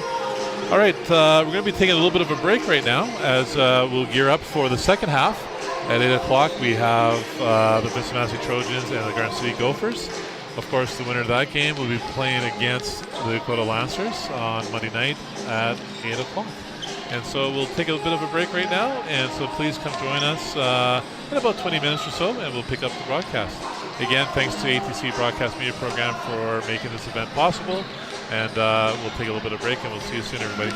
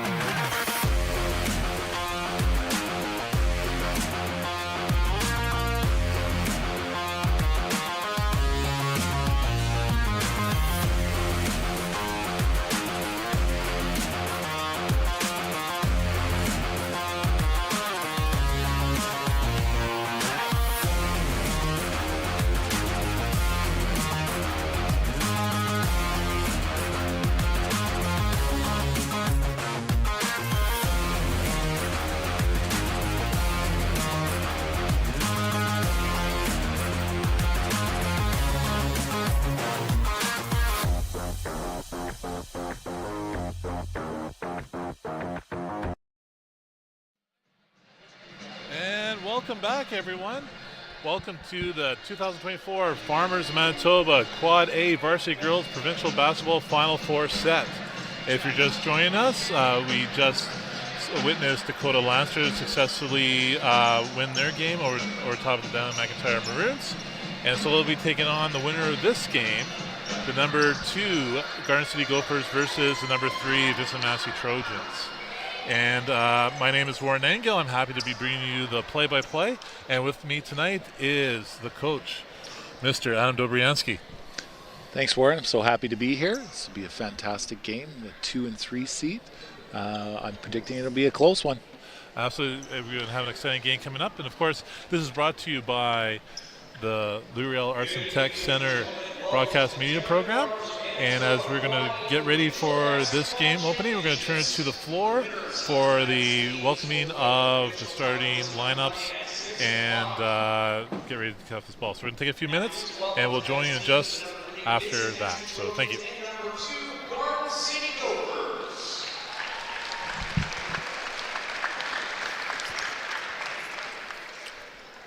The MHSAA acknowledges that we are gathered on Treaty 1 lands, the original territories of the Anishinaabe, Cree, Ojibwe, Dakota, Lakota, Dene peoples, and on the homeland of the Red River Métis.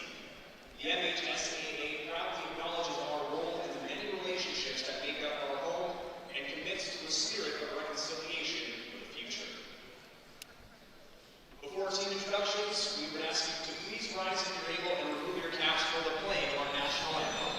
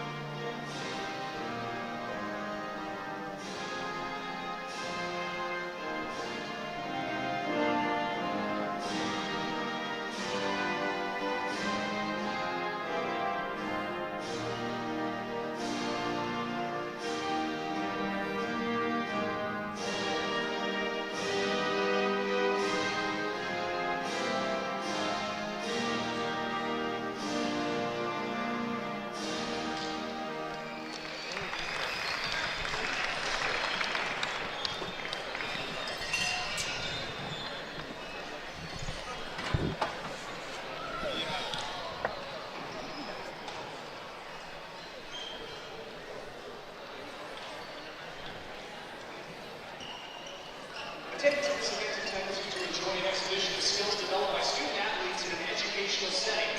Please be respectful and encouraging in your approach to all athletes, officials, coaches, and fellow spectators. Any breach of this spectator code of conduct will result in stoppage of the game and immediate removal from the gym. MHSAA appreciates you contributing to tonight's contest in a positive manner.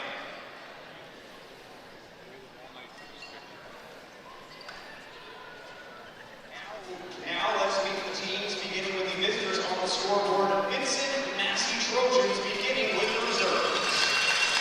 Number 2, Dan Arnold. Number 3, Jude McKenzie. Number 4, Kiki O'Duffy. Number 5, Sean Aguda. Number 6, Lee Turner. Number 8, Kate Cedro. Number 9, Zahra Matei. Number 10, William Vandergraaf. Number 11, Jennifer Edwards. Number 15, S.A. Number 17, McDonald, and number 12, Emma Yard. And now for your starting lineup. At guard, number 1, 82 years. coach. All yours.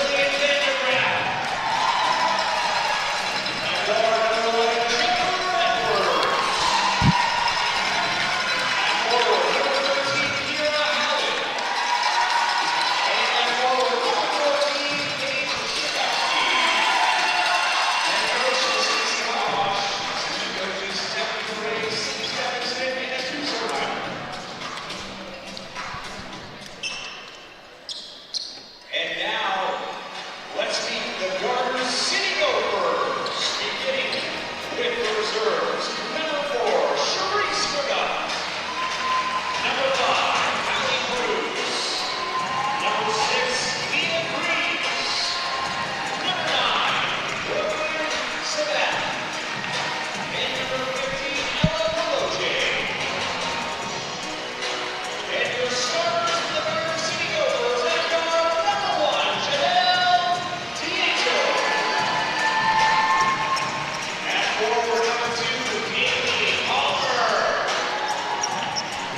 At guard number 7, Taya Clark. At forward number 12, Amira Lawrence. And at guard number 14, Madison Shepherd. And coach is Riel Junior Assistant Riley Larn, Joel Newhart, and Tiara Cruz. Referees for tonight's game. Matthew Roston, Jean Richard, Bernard, and Sean Lawson. All right, and we're just about to take the tip off, and just to quickly announce the starters for the Garden City Gophers. In white, we have number 1, Janelle Deato, Kaylee Palmer, number 2, number 7, Taya Clark, Amira Lawrence, number 12, and Madison Shetler, number 14. Vincent, Massey, and green, we have number 1, Gina Maher, number 10, Lillian Van Graaf, number 11, Jennifer Edwards, Kira Howden, number 13, and Paige Shakowski, number 14. And play is underway as we're going to have Gophers ball. We're going to have Vincent Massey ball on the end. That's Edwards now throwing the ball in. Double away. Van Graaf looking to penetrate, kicks it back out. A little bit of air, but that is off of Lawrence. So Vincent Massey will get another chance at this. Officials for tonight is Matthew Roskin, Jamie Bernard, and Sean Walensky. Shot clock set to 7 seconds. The shot clock set to 7. So Vincent Massey has 7 seconds to play with here as the ball's passing to Mayer. Mayer with the ball, looking inside to Howden. Howden going middle. Big strong move down low. And Vincent Massey coming with the pressure. Looks like a little bit of full court man-to-man. And that's Clark with the ball. Diato with the ball. Dribbling back to Clark. Clark looking to go left. Puts a little kiss up. And gets a fall early on. 1 minute in, we're 2-2. Each team with a basket. And it's going to be Gopher ball. Oh. I lost audio. Can you guys hear me? Oh, there we go. Thank you very much. We're back on the air. Here we go. All right, so we have Gopher ball in the backcourt. Gets it Diato. Diato with the ball. Bring the ball up. Just to go penetrate. Pulls it back out. Looking at her options. 14 on the shot clock now. Lawrence with the screen and the roll. Up high. Looking to penetrate middle, but giving all kinds of trouble is number 11, Edwards. Ball out 3 on the shot. Diato. Oh, it's in. Rolls around. Wow. Up and under. Up and under and in the basket. Garden City 2, Vincent Massey. Oh, sorry, Garden City 4, Vincent Massey 2. Vincent Massey ties the game. That's number 14, Paige Shakowski down low. And it's going to be Vincent Massey ball, bringing on all kinds of pressure, causing a turnover. And they're going to be rewarded with the ball in the front court. That's That's number 1, Mayer. Passing the ball, Van Graaf now with the ball over to 14, Shikowski. Shikowski dribbling it in, kicking it back out. Howden now with the ball, looks to penetrate. Fouled on her drive. She'll be shooting 2. Really tough play so far. Vincent Massey really looking to go after them, both on the defense, pulling that defense right up, and on the offense, right? Going right at them. A lot of aggressive play so far. And so we have a foul there for Garden City. First foul of the game goes to Taya Clark. On the line right now is Kira Howden. First shot of 2. Makes the first. Nice rotation on the ball. Giving Vincent Massey a 1-point lead early in this game, 2 minutes in. Second shot. Oh, just rims out. Lawrence still gets the rebound. Turns. Finds Palmer. Palmer over to Shetler. Shetler looking to attack. By herself on the side. Decides to pull the. Oh, nope. Finds Palmer cutting, but goes out of bounds. So it'll be a Vincent Massey ball. We'll see if Garden City. Oh, yeah, they're coming with full court pressure too. What do you think, Coach, so far, eh? Both teams getting into play right away. Yeah, you got it. Really exciting game. Trying to create some turnovers, really slow them down in the half court. Really interesting. That's Van Graaf with the ball over to Shikowski. Shikowski, ooh, solid drive. Howden with the ball. Both teams very physical so far. Very physical. Very physical going to the basket, eh? Like this loss of contact as they go into the hoop.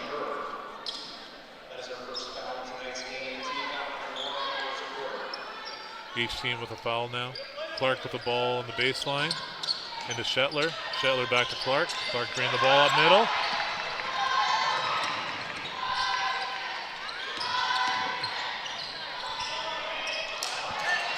Going to the basket again.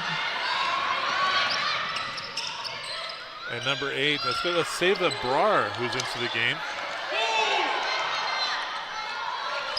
Looking up the floor. Yeah. Siva Bar, who I believe is in grade 10. As any folks listening last night, she was part of the Garden City game last night. Now playing for varsity. Of course, JVs can come up for a couple games, and she's making her presence known here right now. And that's number 8 for Garden City. All right, number 2 at the line is Kaylee Palmer. Oh, just hits the back of the rim.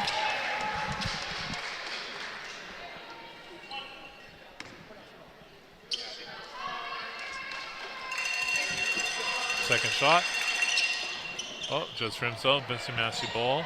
Shikowski over to Edwards. Edwards bringing the ball up now. Looks to attack. Kicks it back out. Van Graaf looking to attack. Oh, solid to the hoop. Bringing the ball right into the middle. Attacking. That's Clark with the ball. Kicks it over to Palmer. Palmer to Brar. To Shetler. Shetler. Oh, not quite. Vincent Massey ball. Van Graaf now coming the other way. Finds Edwards. He goes to Howden inside. Oh, the basket and the foul. Vincent Massey on a bit of a run now. We're at 6:13. Still lots of time, of course, in this quarter, but Vincent Massey 9, Garden City 4. As we have Kira Howden going to the line, shooting 1, as she made the 2 points, so she's looking to extend this into a 3-point play. Shot is up, and oh, looks like we have a lane violation. Lane violation against Garden City, so Howden will get to do another shot again.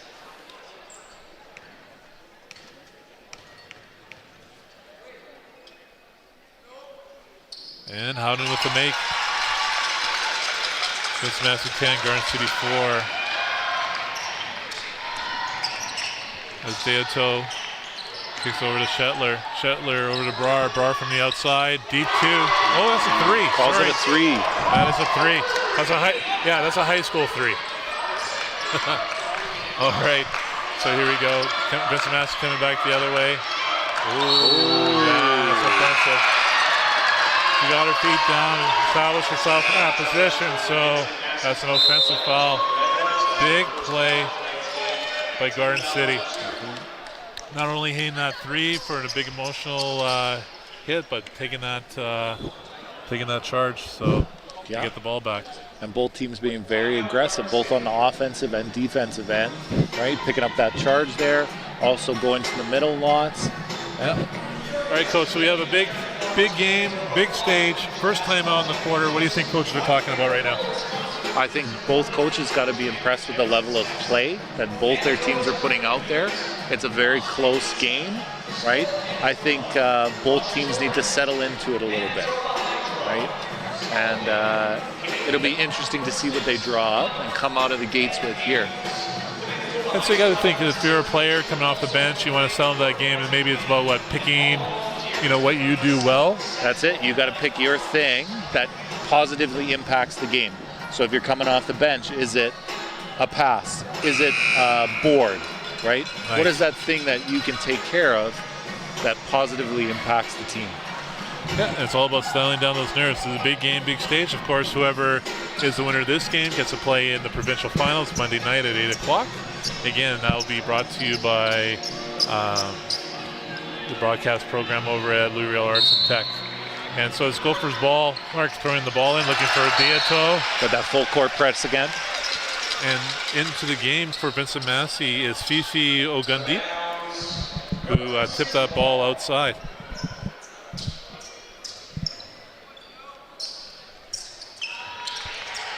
Clark finds Barr. Barr finds Dieto.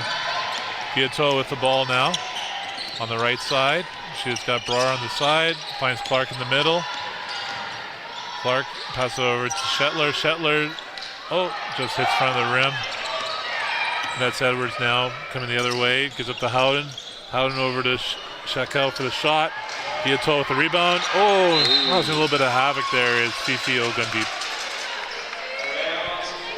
And, coming off the bench, that's her thing, right? She's got to create a little bit of havoc in there and play some deep.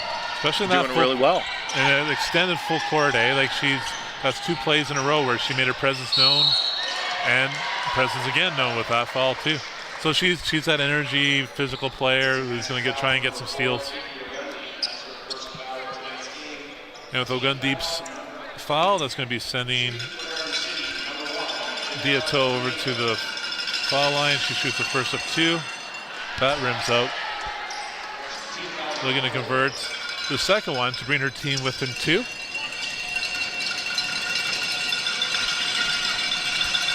Lots of energy in the crowd right now. She makes the second shot. So now we have Vincent Massey 10, Garden City 8, as we're just over the 5-minute mark. Halfway through this first quarter. That's Edwards going to the left. Almost finding Howden, but Diatu's there to scoop up the ball. Diatu now on the floor looking for a teammate. Finds Brar. Brar's coming back the other way, looking to attack. And she goes middle, finds Clark from the outside. Clark now penetrating middle. Through the middle. Splits the D. Tough play. Tough. Edwards now going the other way, pushing that ball. Both teams looking to push and create some transition. There you go, right to the basket.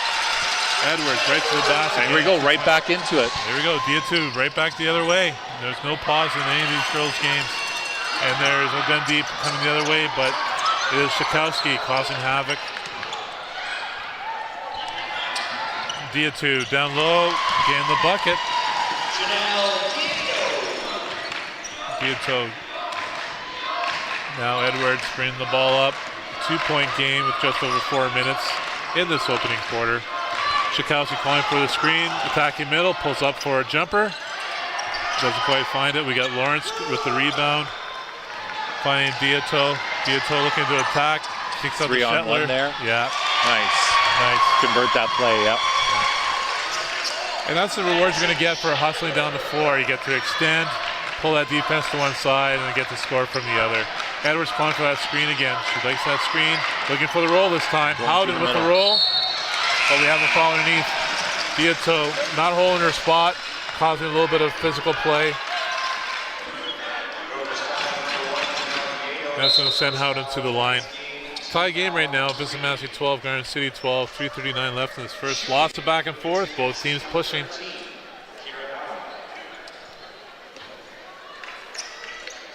Kira Howden on the line, shooting the front of 2. Shot is up, and she makes it. Kira Howden now looking to convert the second shot of 2. We have on the make, we'll be having a substitute. And that's Dan Arnold just waiting to get into the game. She makes it, substitute in for the shooter. So we have Dan and Arnold stepping into the game as Kira Howden steps out. Shetler now bringing the ball up. She's got Dioto on the one side. And now the going ball, looking to attack, penetrate middle, kicks out to Brar. Brar pulls up, gets a little bit long. Shikowski gets the ball, being double teamed. Final gun deep, over to Edwards. Edwards looking to penetrate. Finds some room. Through. Nice move.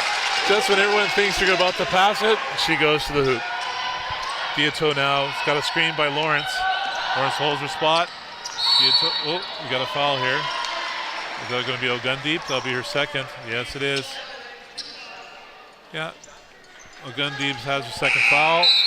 No doubt there might be a sub coming in for her, and there is.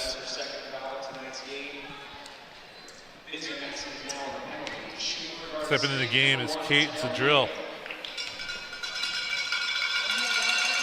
Getting her first minutes of the game.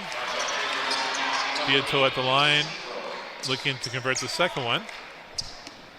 Right now we have Vincent Massey 16, Garden City 12. Dioto trying to convert the second one of her shot, cut into that lead. Front rims. Shikowski pulls that down for an easy rebound. Coming back the other way, takes it herself. Finds the low block, does a little spin. Doesn't quite fall, but Shetler comes up with the ball. Looking to push. She's got Brar. Brar comes back, now coming middle. And Brar looking to penetrate, kicks it back out. And shot goes up. Two shot, long 2. Long 2. And that's Haley. No, sorry, that's Mila Greaves with that deep 2. Edwards trying to respond. Mackenzie too good into the game as well. So right now both coaches going to their benches early. Getting lots of players in. Yeah, I think that's frequent subs is to keep up with that high intensity of play. If you're extending the floor on defense and you're guarding in the front court, you need lots of subs, right? Keep those legs fresh. Keep that energy up and keep that attack on. 2-point game with just 2:17 left in this first quarter. Vincent Massey up. And on the line is Paige Shikowski. Hits back rim. Looking to extend the lead to 3 with the second shot. Paige Shikowski getting lots of minutes in this first quarter. Shoots. Converts the second one. Extend that lead to 3. Clark with the ball in the backcourt. Brings it up. Goes by 2 good. Finds Shetler on the side. Back to Clark. Clark looks, takes a step. Back to Shetler. Shetler brings the ball up top. 10 on the shot clock. And we have an attack. Not quite there. The drill comes up with the ball. Back. 2 good has it. And there we go. We find Edwards for a 2-on-1. Yeah.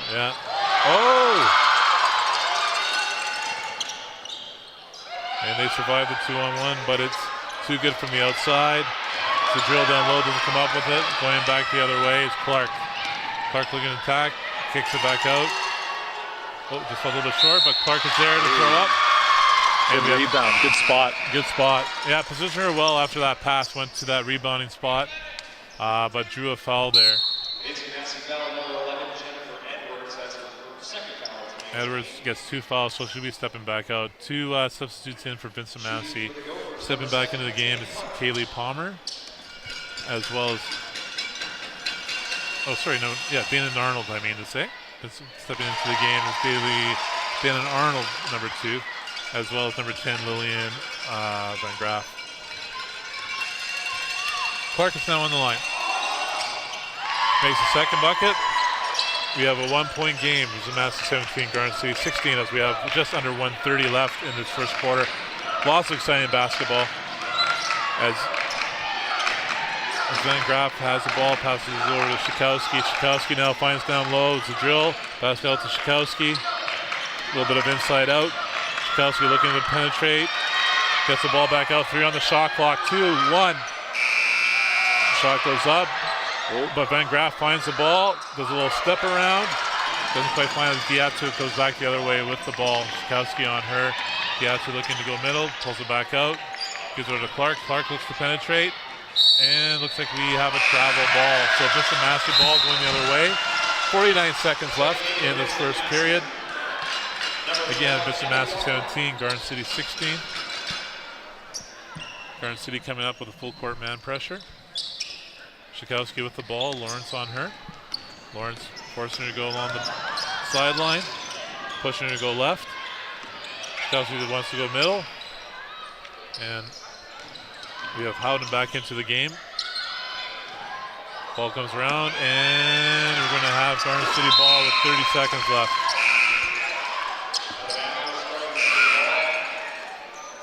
Oh, must have been a tip. Looks like it's going to be. Yeah, it's going to be it's going to be Vincent Massey ball. There must have been a tip there. As Van Graaf comes to the backcourt to throw the ball in. Shetler settling in. McKenzie too good, comes back for the ball, back to Van Graaf, I mean. Van Graaf with the ball. Oh. Steal under the basket. Howden with a big steal right at the end of the quarter here. Just under 20 seconds.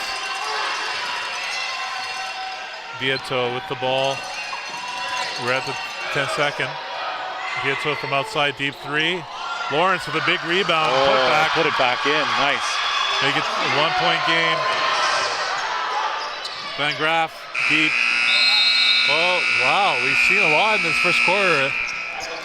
So we have Vincent Massey 19, Garden City 18. What takeaways do you have for us, Coach? Very close game. Yes. Both teams playing very, very hard.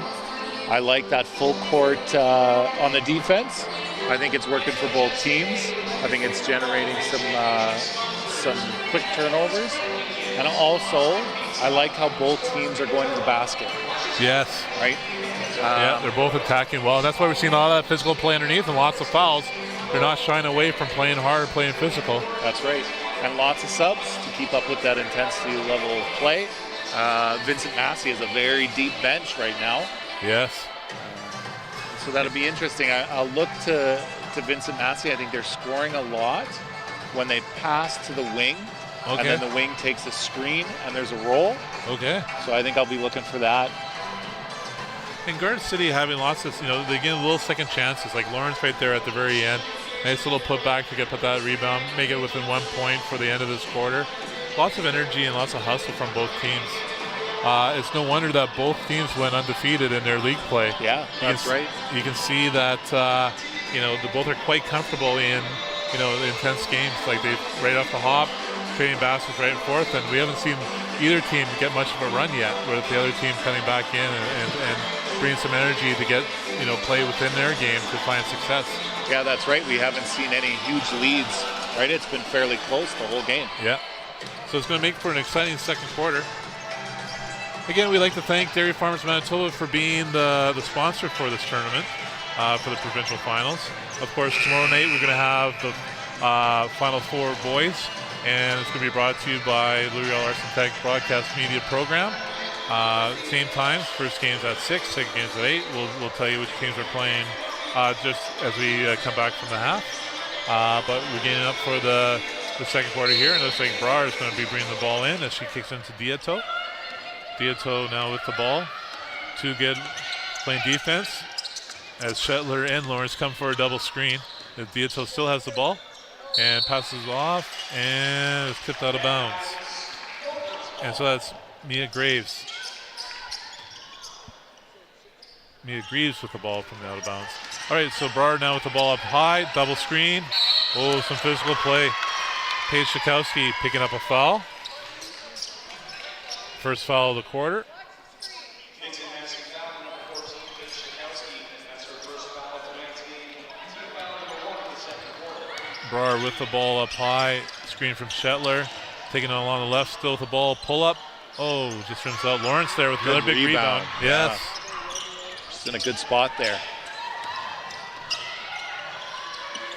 And in both cases, right before the end of the quarter, as well as this one, Lawrence going on the weak side, right? As the shot's going up, she's finding that position on the weak side. And so if you're Vincent Massey, you got to be very conscious of her finding that spot, because if you're not going to try to box her out, she's going to hurt you on those boards.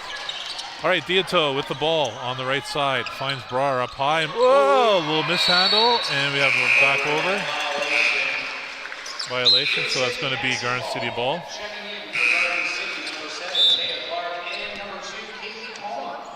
Kaylee Palmer coming back in the game for Vincent Massey, as Clark is back as well.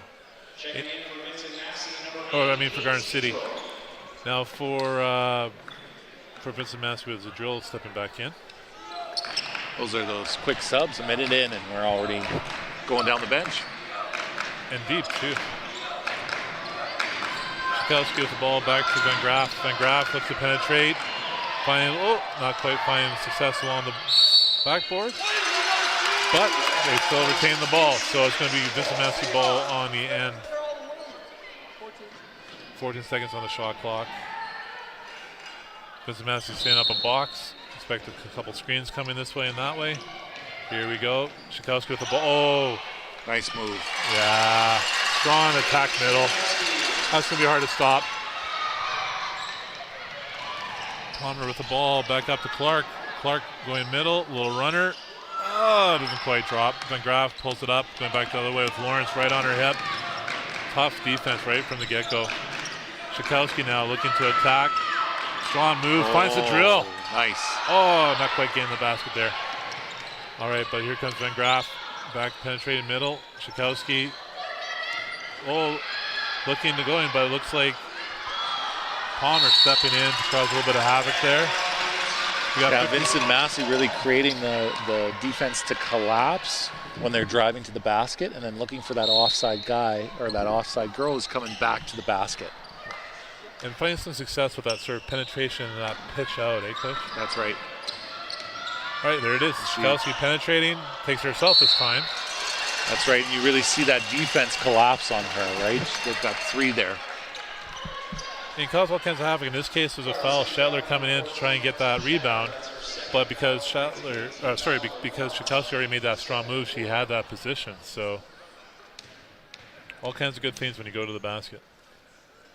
Schakowsky now looking to find success on her second shot, and she makes it. Looks like we have a sub coming in.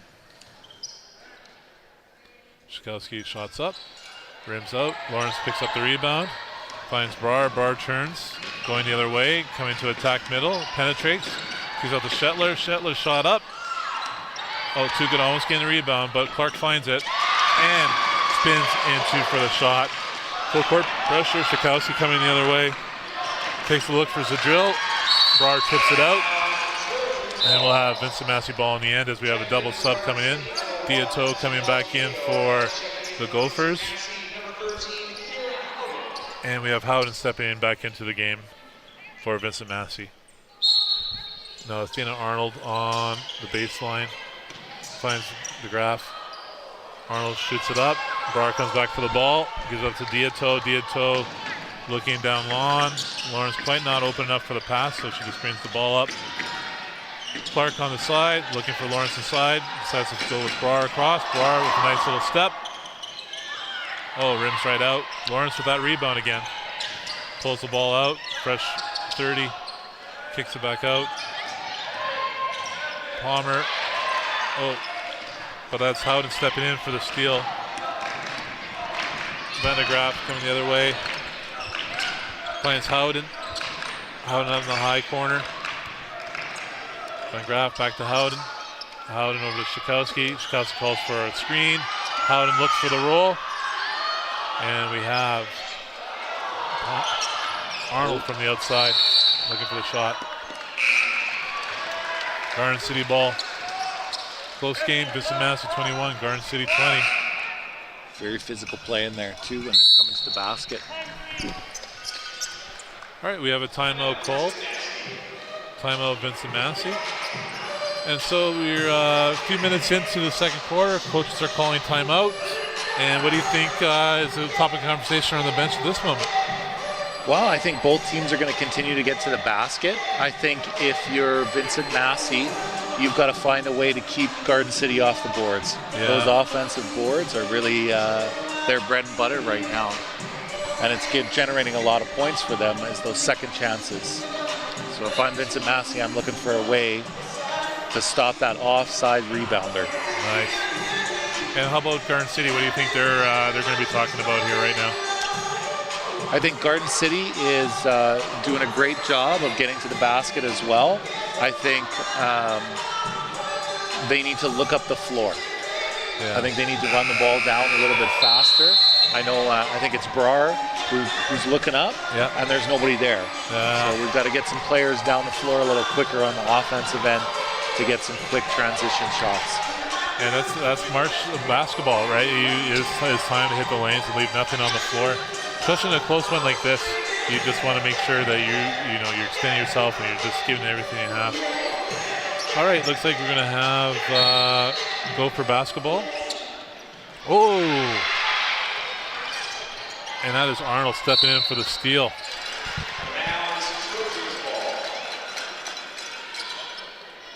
Coming in with some energy. And Arnold's going to be stepping to the sideline for the ball. Brar on her. Van de Graaf outside. Finds Shikowski. Look for a little give and go. Shikowski with the ball now. Back to Arnold up top. Back to Shikowski. Shikowski looks to penetrate, and she's going to take it. Strong move. Oh, but not quite the finish. But on the other side was Howden with the putback. Now we have Clark going all the way. Oh, and we're going to have a foul on Howden here. Really pushing that ball out there. Yeah.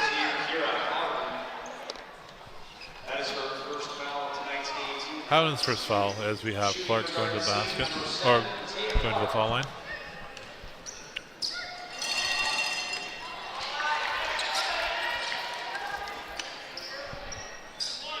Miss Massey 23, Garden City 20, 6:26 in the second quarter. We have Clark on the foul line.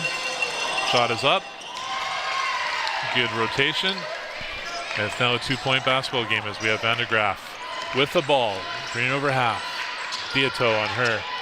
Here we go. We have Arnold over to Shikowski. Shikowski looking inside for Cunningham's the drill. Not there. Shikowski comes up to the middle. Goes to the other side. Goes up to Howden. Howden looks to penetrate. Looks like, trying to get it back out to Van de Graaf, but it looks like the foul on the pass. Foul on Dieto.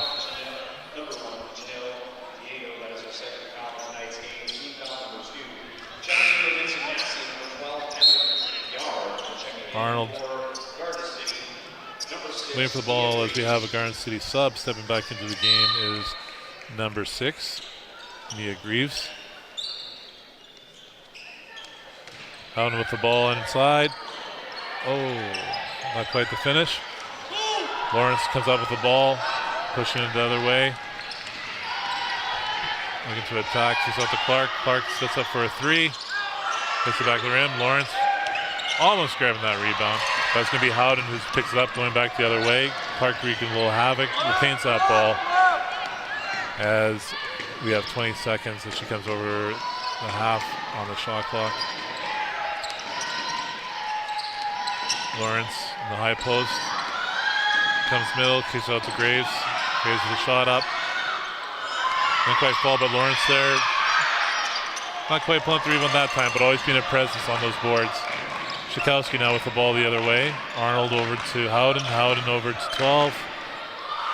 Shot goes up, and 12 lets Amira. Gets the rebound, puts it back. Yeah.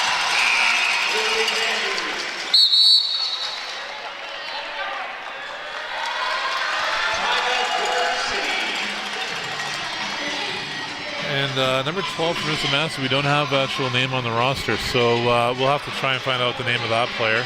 We'll go down the scorers table. And so our apologies that we don't have the name of the player for that. But anyway, looking to be a presence, stepping on the floor.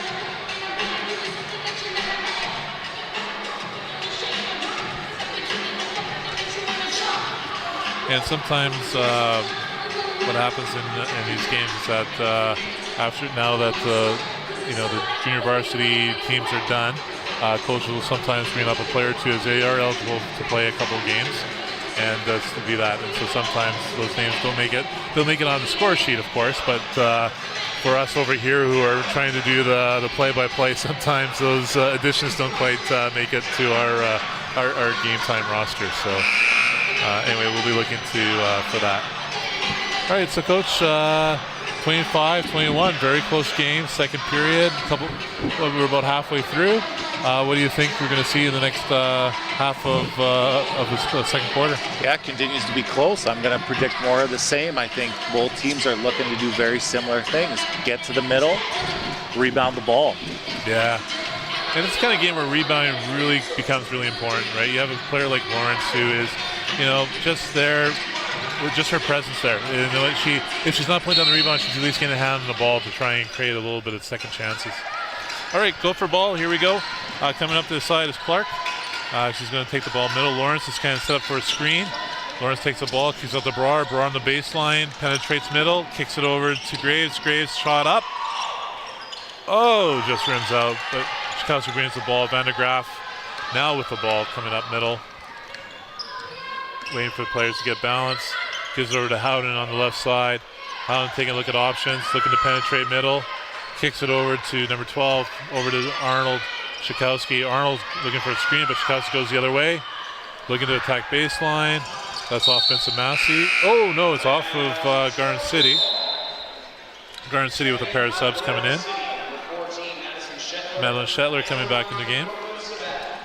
And Brooklyn Sabatin stepping on for her first minutes of the game. Van de Graaf with the ball now. Takes a shot. Oh! 2-point land. Giving the biggest lead of the game so far, and that is 7. That's Vincent Massey 28, Garden City 21. Gophers coming the other way. Clark looking to penetrate. And looks like we got a hold on Howden. Yep. Hold on Howden will be a baseline ball for Garden City. Sabatin coming over to the sideline for the ball. New player in for the Trojans, number 6. That's Leah Turner. Lee Turner. All right, let's see here. We have Palmer with the ball now. Palmer attacking. Nice rebound there again. Yeah. Kicking it out. Clark. And that's the second chance you're talking about, Coach. You just got to be very careful of. Again, you got at this point, you also got to be very aware where Lawrence is. That's right. She kind of just gets into the right position.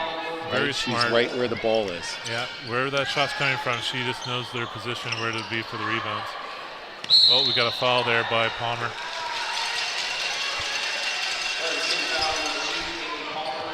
That's her second foul of tonight's game. Team foul. All right, Schikowski over to Van de Graaf. Van de Graaf with the ball, coming to the right side of the floor. Shetler on her, screen being set. Coming back baseline, Schikowski at 15 feet. Clark pulls up with the ball, looking to attack the other way. Shetler with the ball, still in transition. And now we got Van de Graaf. Looking for 12. We have two good stepping back into the game. Taking out number 12. And it's Arnold with the ball on the side. Over to Van de Graaf. Van de Graaf with the ball, looking inside for Schikowski. Collapsing on her. And we have 2 players on her. And from the outside, we have Arnold with the shot. Lawrence with the ball now. Over to Clark. Clark taking a look at what the options are. Out to Sabatin. There we go. All right. So now we're going the other way. Vincent Massey ball. Schikowski down low. kicks it over to Lee Turner. And Lee Turner gets her first 2 points of the game. Going back the other way. Sabatin over out on the outside. Oh, doesn't quite fall. She's going to get another chance here, but passes over to Clark. Clark with the ball. Oh, looking to attack. Lawrence doesn't quite come up with it, but it's going to be Garden City ball. Barr stepping back in with Greaves. Checking in for Garden City, number 8, Seema Brock, and number 6, Mia Greaves. The drill back into the game for Vincent Massey. Lawrence trying to put the shot up, no success. Brar with the ball now. Kicks over to Shetler. No success in that shot. Lawrence, well, there you go. Yeah. Nice position again. Exactly, and second chance, oh, with a steal. And that's where the second chances, right? Like it's, like Garden City's down by 7 right now. There's 2:21, and but they're still, you know, keeping in this game, not making that lead too much. It's all by those second chance efforts right now. Yeah, and Vincent Massey getting a little bit of a push ahead here. And then we see Garden City responding. Yeah. Sabatin hitting that shot. Looking to make the second one, kind of into the lead. Oh, makes the second one. We have Vincent Massey timeout. Vincent Massey now with 5 team fouls, so anytime they foul, they'll be sending Garden City to the foul line. And so now if you're Garden City, what do you think? You attack, try to draw the foul? Yeah, I think you attack, try to draw the foul, see if you can get to the line, right? Yeah. You're getting second chances, so you might as well, you know, try to attack. That's right. Yep. Yeah. And get in position to get those rebounds. Now, we haven't seen anything too tricky. Oh, my big feet here are kicking people around us here. I got to be careful. And my apologies to folks around us. And that's, yeah, it's not often that you'll get like was it 6'7" and 6'10"? Yeah. It's a big commenting crew it's a today. big, exactly. We brought the big guns to yeah. And my apologies to Grant, to you. I didn't have to worry so much about space around me. I'm sitting beside you there, buddy, if you're listening in. But coming back to the players on the floor, you know, we haven't seen anything, you know, too tricky. Like the full court pressure's been man-to-man. Yep. Like the plays themselves have been lots of, you know, setting screens, give and goes, looking That's for right. cuts, looking for positions. Open them up to get to the basket. Yeah. Right? And that sort of seems to be both teams' game plan. Yeah. Get to the basket. And both teams are finding success with that. Like, and it's just good, hard-nosed, well-played basketball. So, you know, kudos to both coaches. And that's Coach Campanello over at Garden City, and of course, Coach Stacey Hawash at a long-standing member of the Vincent Massey program. All right, so that's too good with the ball right now. We have ball is being swung around as the drill back over to Shikowski. Shikowski asking her to clear through. Create some room on the side. She's dribbling through, finds Vandegraff cutting to the basket, but unfortunately not finding success there. Gopher ball going the other way. That's Shetler now. Bringing the ball middle, finding Brar. Brar stepping up. Over back to Shetler. Shetler finding Lawrence inside. Lawrence moving in middle. Trying to be a big presence, but Shikowski there too, shutting things down. Tough defense. Shikowski with the ball. Lawrence on her. Pulling back out just to see what the options are. Screen coming from Vandegraff. She takes it. Picked up. Oh, and there's Brar creating a little bit of havoc. Oh, no, that's not Brar. That's Sabatin creating a little bit of havoc. Here we go, and looking over the top. Nice bucket in transition here. Greaves pushing, finding success. And that's what you're talking about. You know, keep on attacking. You get a foul there, you get to go to the foul line. Here we go. Garden City playing with some energy now. There's Vandegraff looking to step in, kick it back out to Too Good. Too Good looks to penetrate. Brar making it difficult for her, comes up with the ball. Brar going back the other way, and she's pushing. She finds Sabatin. Sabatin down on the baseline, back up to Brar up high. Brar does a pig. Right in the middle there. Exactly, that little fake. Penetrate middle, find it. Now it's a 4-point game. Vincent Massey 30, Garden City 28 as we're in the final 40 seconds of this first half. A little bit more A little bit more help defense, a little bit more double teaming by the Gophers here, making it a little difficult for Vincent Massey to find that passes after they're penetrating right now. Stepping back into the game is number 12, and for the Gophers, number 7, Clark, as Too Good has the ball on the baseline. So it looks like an up screen and cross for Shikowski. Easy pass to her. She's looking to penetrate middle, but collapsed by everybody. Kick it back out for the shot. That's a drill. Too Good with the ball, looking baseline. And Gophers come up with the ball. That's Clark coming back the other way.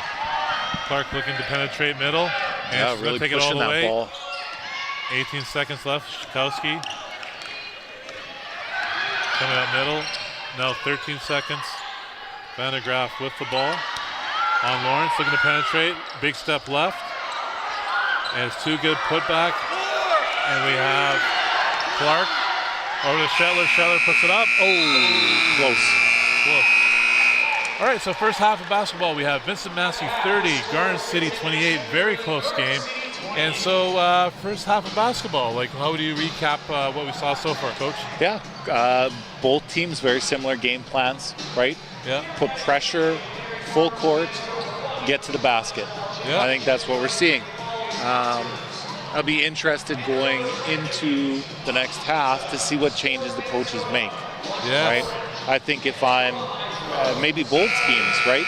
I'm looking at how I can change my defense, knowing that most of the buckets are from going to the basket.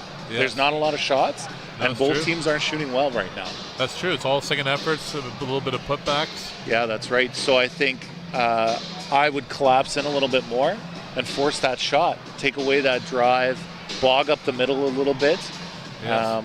and stop people from getting those to the basket where they're getting the rebounds and make them shoot a little further out and see what they can do. Awesome. All right, well, thanks, Adam. And with that, we're going to take a little bit of a break right now.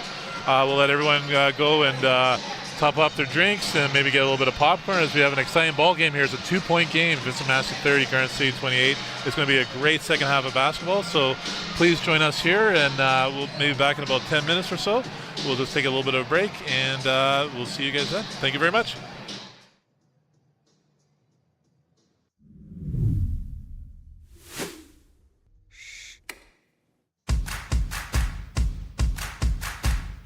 Do you enjoy expressing your creativity by operating cameras, filmmaking, audio mixing, streaming, directing, editing, and the list goes on, and want to learn more or possibly even turn one into a future career? Then the broadcast media program at ATC is the best choice for you and a good way to start your broadcasting journey.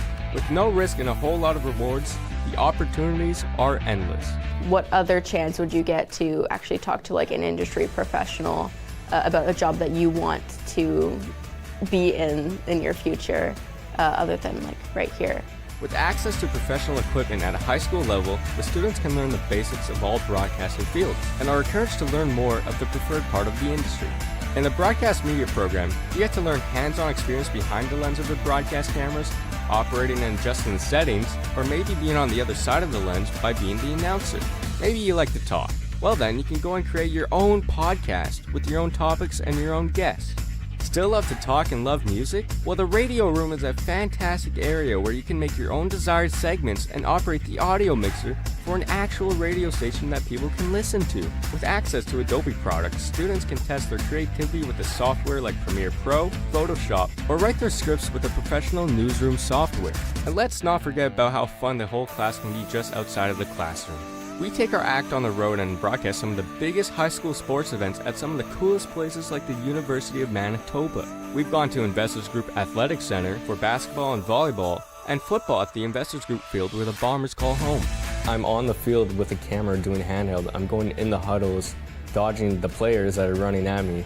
I find it really cool that I can just actually be there. This 10-month-long course of constant learning provides students with the opportunity to go for a 3-week internship in the broadcasting field to learn more about their industry. If you are interested, check out the broadcast media program by scanning this QR code or check out the website at www.LRSD.TV to learn more about what we do. And cut, that's a wrap.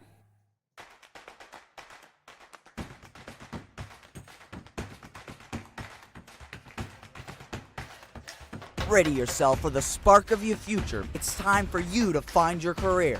Welcome to the electrical trades. At LRATC, we think hands-on learning is the best way to learn. From theory to projects and everything in between, you will have to handle and use every tool you need, know every technique, and do everything with confidence. I really enjoy doing the hands-on tools in the program. The days where we just bend pipe or that we're all on tools, and I get to really focus and get in there and just have fun. So how will we teach you to be part of the best? We'll show you all the basics to master both AC and DC currents, learn how to decipher and read electrical blueprints, the ins and outs of safety, and being able to practice all the techniques you will learn across the 10-month program. The course is open to anyone in grade 11 or above, as well as international students. Yeah, I've always been interested in electrical, and I've always wanted to get into the electrical field. And being able to be at ATC gave me an into getting jobs, and I'm getting job offers from other companies and being able to work for other companies outside of school.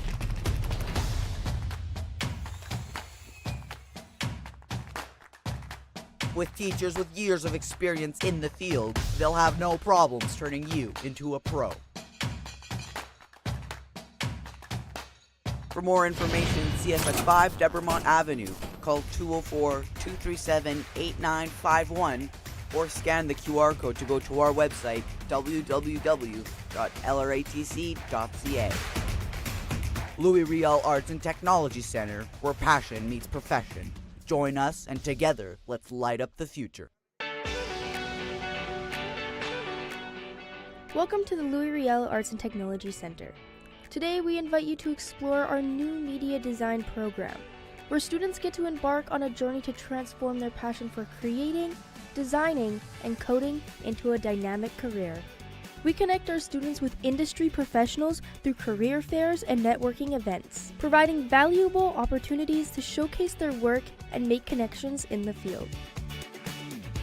I suppose I would say be ready for a variety of things, because despite it being sort of more focused on the digital media space, there is a lot of different things that you work on. You work on actually building sites, you work on designing logos and business management as well, learning how to manage a project or learning good business skills. There's a lot of different things. You kind of have to be a little prepared for kind of everything and everything. Students work on programming their own video games, coding, and logo designs, just to name a few. Well, there's lots of different people. So there's people that like to do design, coding, or just all around. So I really enjoy learning from them, talking with them. Well, same interests, like I said. ATC creates a positive and inclusive atmosphere where everyone feels valued and motivated to participate. Our program acts as a starting point for those wanting to get into computer science, business information technology, digital media design, or computer graphics at universities or colleges.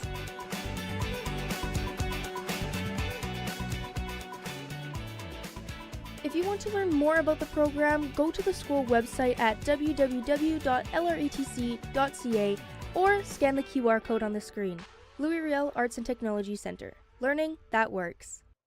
Welcome to the Aesthetics program at the Louis Riel Arts and Technology Center. Get ready for a journey that goes beyond the surface to unlock the secrets of the evolving world of aesthetics. At ATC, we believe in high energy, fun, and creative artistry. Imagine yourself in an environment where you get to experience the joy of transforming beauty into an art form. I feel like HCC suits me in a lot of ways, but one of the biggest ways is the fact that we get to learn by doing hands-on things, because I'm the type of person that like learning and doing things at the same time, so that kind of helps me to understand and learn better. Students will not only learn theory, but will also get a unique hands-on experience using professional aesthetics products and equipment. From nail care, skin rejuvenation, and body treatments, to professional massage beds, manicure and pedicure stations. But it doesn't stop there. We understand the importance of retailing in the aesthetics world. Our program ensures that you not only master the art of spa services, but also the art of customer service. Students will be given the opportunity to work with clients and book appointments at the front desk. We believe in giving our students the tools they need for success. Students will gain all sorts of experience in our one-year program, such as manicure, pedicure, waxing, massaging, makeup, lash, and skincare techniques. It has prepared me in so many ways. So thank you for joining us back, and thank you out there to the Dairy Farmers Manitoba for being, again, the provincial sponsor of the MHSAA Quadruple A Basketball Championships. Of course, that's not the only night of basketball. Tomorrow night we got 2 more games the boys will be playing. At 6 p.m. we have the St. Paul's Crusaders versus the Vincent Massey Trojans in their matchup, as well as 8 o'clock the Oak Park Rays versus the Dakota Lancers. So just a great week of basketball, but let's see, we're about to kick off the second half.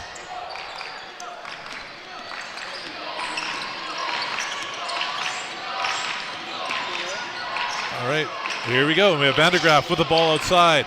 She's looking to penetrate middle. She kicks it back out, and the shot goes up. There we go. Gina Mayer with a deep 3. Big 3 on the outside.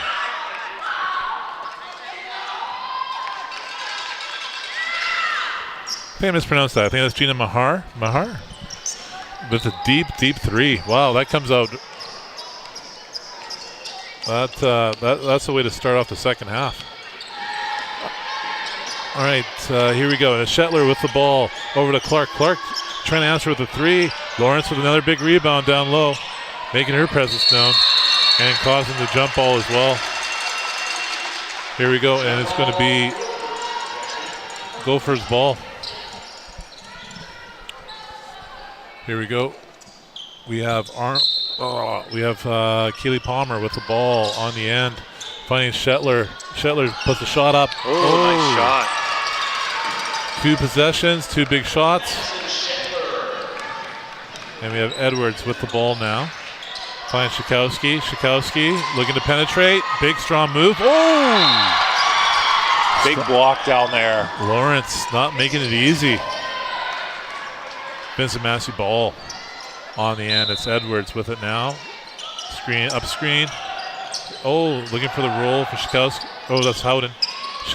As Howden finds Shikowski inside. Shikowski back out to Mayhew. Bank 3. Bank 3 from the top. Wow. Deep 3 there. Gina Maher with a big 3. 2 threes to start off the second half. Shetler with the ball now. Kicks it over. Keely Palmer inside. Nice. Inside of Lawrence. Strong basket inside. Neither team right now look like they have any rust coming out of the second half. Shikowski finds Howden going to the basket. Nice roll there, yeah. And that's what we were talking about earlier in the first half. When you go into the basket, good things happen. In this case, okay, you didn't get the basket, but you drew a foul. You get 2 shots. So Howden on the line, looking to extend the 4-point lead. Hits front rim. Going to try for the second shot. Vincent Massey 36, Garden City 32. Howden on the line, trying to make the second shot of 2. Shots up and falls. We have a substitute in. Breyer stepping in. Breyer stepping in for Keely Palmer. Looks like Vincent Massey is going to be putting some pressure on here. Shetler now with the ball. Brings the ball up on the right side of the floor. Lawrence going to the low block. Over to Brar in the middle. Brar with the ball. Pass over to Diatu. Diatu over to Clark. Clark pulls up. Ball falls a little short to Edwards. Over to Vandergraaf. Vandergraaf back over to Edwards. Edwards with the ball. Shikowski. Shikowski now looking to penetrate. Finds Maher down low, but Pike can't convert. Clark comes up with the ball, takes a peek up the floor, finds Brar. Brar now looking to attack. Kicks it over to Diato on the side. Hits front rim. Shetler. Nice rebound down there. Shetler crashing the boards, being rewarded with the rebound. Pulling up 2. Cut the lead to 7. Or, sorry, cut the lead to 3, I mean.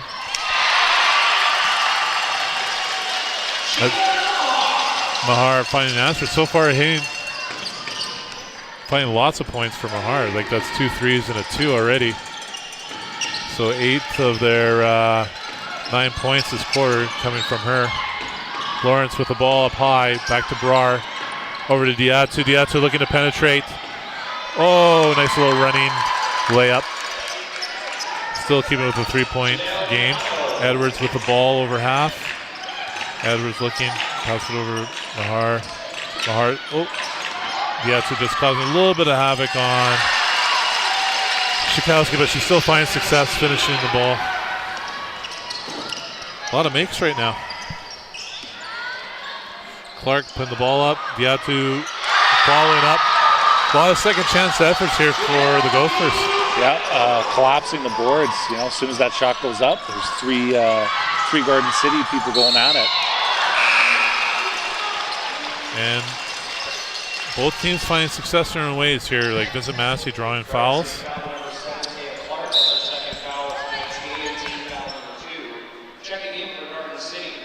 We have a couple of substitutes coming in. Greaves coming in, as well as number 9, Sabatin.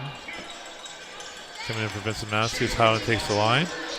For Vincent Massey, we have Fifi Ogundeep back into the game. And first quarter, before she got a couple of fouls, she sure brought lots of energy to this game. And so I expect this just to keep on getting more and more energy as we go. All right, here's Howden on the line. Her second shot. Shot's up. Goes in. Giving them a 42-38 lead. Miatu with the ball now coming the other way. Oh. Coming from behind. Yeah. Shikowski going for the steal, but got the entire body there and with a foul, so we'll go for his ball on the sideline. Sabaton throws the ball into Diatu. Oh, what do we got to call here? Shot clock not go?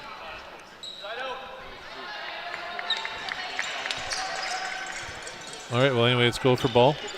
Oh, there it is. We go. Awesome. And there's that energy play by Ogundeep, stepping into the lane, getting the steal, and converting to a basket. Here we go, Diatu with the ball. Playing Shetler. Shetler over, passes the ball around Diatu. Diatu with the ball on the baseline. We got 9 on the shot clock. Shetler with the ball up high, looking to penetrate. Puts the shot up. Oh, we got 2 on the shot clock as Vincent Massey knocks the ball out of bounds. So this is going to be a quick inbound, and a shot will go up. Saban with the ball, looking for options. Diatu with the ball now. She's going to have to turn and shoot. There we go. Yeah. Shot clock violation. Not getting the shot off in time. So that's going to be Vincent Massey ball. Vincent Massey right now with a 6-point lead, 44-38. Edwards with the ball as she's bringing it up the court. Oh. We have Maher with the ball. Screen off of Howden. Shikowski now with the ball. Looking to penetrate middle. Shot goes up. Off the backboard. Edwards finds it. Puts it up, but not quite. And we got a foul. Both officials, or 2 of the 3 officials, had their hands up.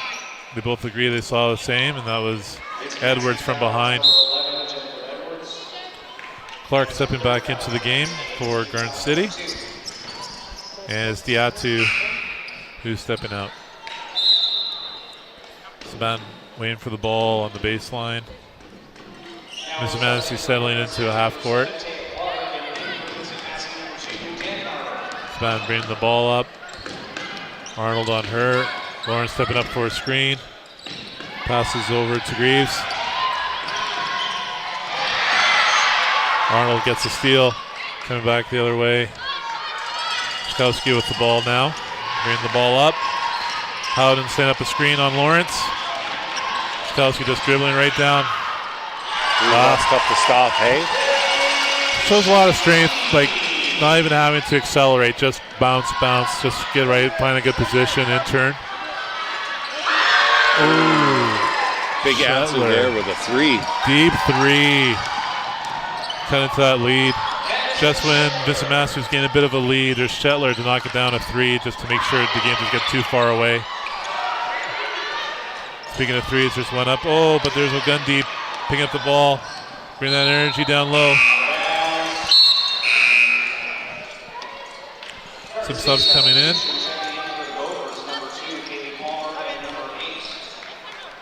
Subs going both ways. We got a timeout coming. All right, so we have a 46-41. Just when Vincent Massey was trying to extend the lead, we have a big 3 by Shetler just to make sure the game doesn't get away. We now have timeout. Coach, what are our teams talking about right now? Yeah, I think on Garden City's side, I think they're shooting well. So Yeah. I think I throw a few more up there.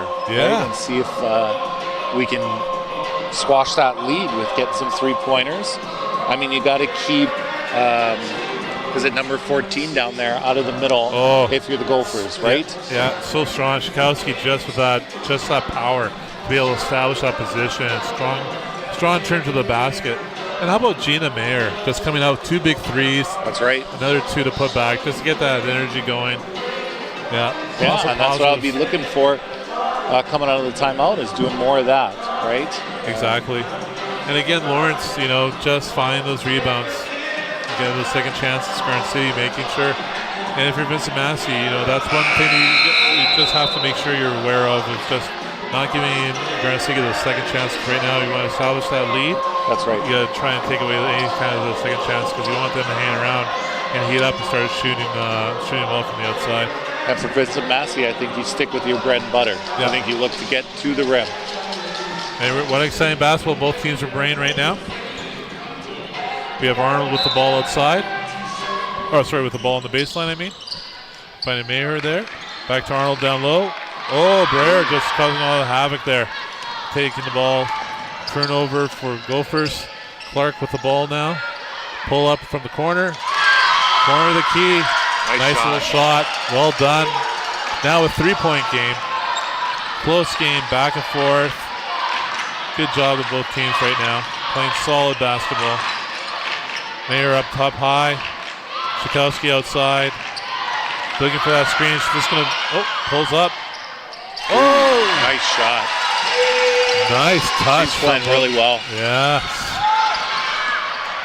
Down low, outside. Wow. All right. A gun deep coming up with the ball. Now coming the other way. They're looking to attack. She finds Arnold cutting to the basket. Quite not the convert that they want, but Vandegraff keying up to Mayer. Oh, wow. Lots of physical play there. Loose as the ball coming down. Both teams battling for the ball, and it's Palmer. Gun deep. Battling for that ball. Both teams playing hard, playing tough.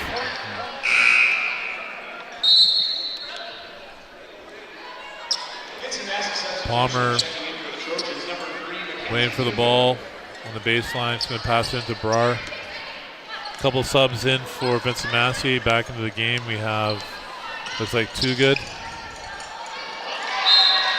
Turnover. Turnover. That's too bad. That is too bad when you're starting to come back and you're narrowing that lead, right? Giving that ball away is so tough. So tough. Quick third quarter, though. We only have 3 minutes and 20 seconds left. Mayer finds Howden. Howden looking to drive. Kicking back out to Too Good. Too Good looking for a shot. Shot's up. Hits back the rim. Lawrence cleans up the rebound. Over to Clark. Clark taking a look up the floor. Not quite anything there, so she's going to bring the ball up. Looking to cut middle now. Find her game. Penetrates left. 3-point game. Vincent Massey 48. Garden City 45. Mayer with the ball. Finds Too Good. Too Good inside to Arnold. Breyer good comes defense. up. Yeah. And that's twice now that Breyer made it tough for people taking a shot up. Lawrence, tough move down low. Now a 1-point game. Van de Graaff with the ball. Shetler Dean her up, making it tough for her outside. Puts up a shot. Clark comes up with the ball and she's pushing the ball. She's going to be going all the way. Here we go. Oh! Tough play, back and forth. A lot of physical play. Lots of physical play underneath the basket. Yeah, and Lawrence in a good spot for that rebound again there, right? I like how she just headhunts for those rebounds. That's right. Schkowski with the ball. Going to throw it in. Looking for Van de Graaff. Van de Graaff with it now. Shetler Diener up. Back to Schkowski. Schkowski's pushing it. Kicks it out to Too Good. Too Good pulls up for the baseline jumper. Nice shot. Nice form. Nice little 7-footer from outside. Now 50-47. Vincent Massey ahead. Shetler finds Brar. Brar shakes off. Kicks back. Back of the rim. Howden with the ball. Gives it to Van de Graaff. Van de Graaff bringing it up now. Shetler's beating her up. Gives it to Schkowski. Schkowski looks to go baseline. Backing it up. Kicks it back out to Van de Graaff. Lawrence makes her put it down. Howden tries. Solid defense there by the Gophers. Doing a really good job keeping them out of the middle there. Yes, and just good reaction, right? They're jumping the spots very quickly after the pass, making it really tough to for any kind of penetration, and they're getting their hands in the lane. Going baseline, we have Too Good up top with the ball, 2 on the shot. And again, kudos to the Gophers for playing that tough D, putting Vincent Massey in a tough Looking spot. to run. Now Lawrence with the ball down low, coming middle, draws the foul. With 1 minute and 22 seconds of this third quarter, we have Lawrence going to the foul line. She'll be shooting 2, and she could possibly bring us to a 1-point game. Right now, Vincent Massey 50, Garden City 47. Arnold back into the game, and Schkowski stepping off. Again, those quick subs that you were talking about. Players coming in, coming out. Lots of rhythm, lots of energy. Arnold settling in on the line. Makes her first. Now a 2-point game. She's going to try and half that. We'll see how this goes in her second shot. I think that's 3 fouls on number 14 for Vincent Massey. And that's Schkowski, who's playing that complete inside-out game. Yeah. And so that's, Lawrence stepping in. Good play. Nice shot. And Garden City grabs the lead. First time in the second half. Garden City 51, Vincent Massey 50. Lots of energy play. Here we go, Arnold. Gives to Van de Graaff. Shetler. Yeah, you can hear the crowd coming alive now. Shetler playing tough D on Van de Graaff. Van de Graaff now looking to penetrate baseline. Oh, nice. Doesn't quite fall. Brar comes up with the ball. Kicks over to Diatu. Diatu now pushing along the sideline. Looking inside to Lawrence. Lawrence getting a good position. Nice. Good She seal. had really good position down there and was just waiting for the ball. Yeah. Good physical seal, Coach? Yeah. And even though she couldn't square up quite to get the shot she wanted, she had a good enough seal that she was going to draw the foul. Back to the line is Lawrence. She made her last 2. We'll see if we can make these 2. Yeah, there's another one. Big foul shot there. Garden City now up to 52-50. Lawrence see if they can add another one. Second shot. Just kind of rims out. Van de Graaff comes up with the ball. Gives to Howden. Howden's going to kick it up the sideline. Over to Mayer. Oop. We got 10 on the shot clock as Howden has the ball in the high post. Kicks it Too Good. Too Good tries to put a shot up. Coming back the other way, pushing the full as the Gophers, but we got a whistle on the play. Turnover. A turnover as Lawrence is eyeing up the basket and got the feet going. It's a little too much, I guess. Van de Graaff with the ball. Shetler on her. Van de Graaff coming up the sideline. Gives to the Mayer. Mayer with the ball. Screen by Howden. She attacks middle, kicks it back out to Too Good. Too Good steps baseline. And Diatu comes up with the ball with that steal. And it's going to be a foul on Too Good. Coming back the other way. We have 5 team fouls for Vincent Massey, so she should be going to the line here. They'll put Diatu on the line as we only have 7.6 seconds coming to a close of this third quarter. Diatu will be at the line to give him a little bit of lead heading into the final quarter of the game. Makes her first. Garden City 53, Vincent Massey 50. Diatu out of the line, trying to make the second of 2. Ball's up, ball's drops. 2 big shots right there at the foul line. 2 big shots, you're right, Coach. Especially at the end, right as you're going into the foul line. Well, we got 2.5 seconds. Vincent Massey ball in the front court. Enough time to get the ball in and get a shot off. See if Simmons coming off the screen here. Vandergraaf with the ball, pulls back shot. Not quite. So exciting game as we head to the fourth quarter. We got Garden City 54, Vincent Massey 50. Thoughts, Coach? Cool. Close game? Yes. Yeah. As we knew it would be coming out of the half. It's a 2-point game at the end of the first half. At the end of the third quarter, we now have a 4-point game. A little bit of a swing because Garden City was down, so they made up 6 points here. Yeah, and I think Garden City pushing at the right time, right? Yeah. Number 14, Shikowski, coming out for Vincent Massey was huge. Yeah, that's true. Right? She affects the defensive end. She's a big body down there, rebounds well, and then really steady on the offensive end. She can get to the middle. You know, she creates plays. And so Garden City turning it on at the right time. That's right.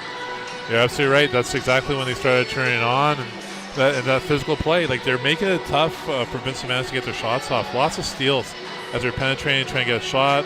You know, Garden City getting those hands up and just enough interference to, you know, tip that ball and get it going the other way. Yeah, and in this little push here, I think also another difference maker was we see them starting to create some turnovers from Vincent Massey and then looking up the floor right, and really attacking in transition. Well, and you know what? And the great thing is we've seen lots of energy players on both sides, so you know we're going to be in for a treat in this fourth quarter. That's right, and you know number 14, Shikowski, is coming back in. Yeah. How will that impact the game? Exactly, and there she is as she's stepping on the floor. And we got the players who brought the energy, as we also have on the floor Gundeep. We have Mayer, who got those early first few shots, and of course Vandergraaf there, who's just been a dominant player bringing the ball up the whole games. Yeah, there was 2. That's what we have for Vincent Massey stepping on the floor. And so we have the Gophers coming out of their huddle, and we have Brar, we have Clark, we have Shetler, we have Lawrence, and we have Diatu. I have to say, no surprises on either side about who we see on the floor right now. These have been players who've been playing hard, tough defense both ways, and making things happen under the basket. All right, so it's going to be Gopher ball. We have Brar straddling the line. Clark now in the backcourt. As she steps into the front court, we have crisscross over here by the Gophers. As they're clearing out, Lawrence is coming across. Scheller picks up the ball, gets over to Clark. Now 10 on the shot clock. Clark looks to penetrate, and she's going to try and take it to the basket. A little short, but tipped up by Vincent Massey. 6 seconds on the shot clock. So they're going to have to run a pretty quick play here. Yeah, and you can see the physical play there from number 14 from Vincent Massey, and then number 12, Lawrence on Garden City. Big and physical in there. That's definitely a matchup to watch because both those players, smart players, physical players, and both can make a lot of good things happen for their teams. Shot clock still at 6 as that ball was tipped out. Shetler now on the sideline to throw the ball in. DeGraaf on her, or Vandergraaf on her. Ball's into, they got to just interfering a little bit and coming out the lane. Edwards with the ball, going all the way to the basket, falls up short. Lawrence with the rebound, hands it off to Clark. Clark coming back, looking to push the ball. Steps over the half, gives up to Diatu. Diatu now looking to penetrate along the baseline. Big steps into the paint. Oh, does a little spin around turn, doesn't quite get it. Gundeep looking to pull down that rebound, but this pops out of her hands as steps as she pulls it down. So it's going to be Gopher ball in the end. 14 seconds on the shot. Shetler with the ball, looking for options inside. Diatu comes to the ball, finds Brar cutting in. Brar, little baby hook, not quite finding the fall. Van de Graaf coming back the other way. Here we go. And there's now Schikowski, big strong. Yeah, right in the middle there, hey? Oh, exactly. Stop that time, but that's a good play. It is.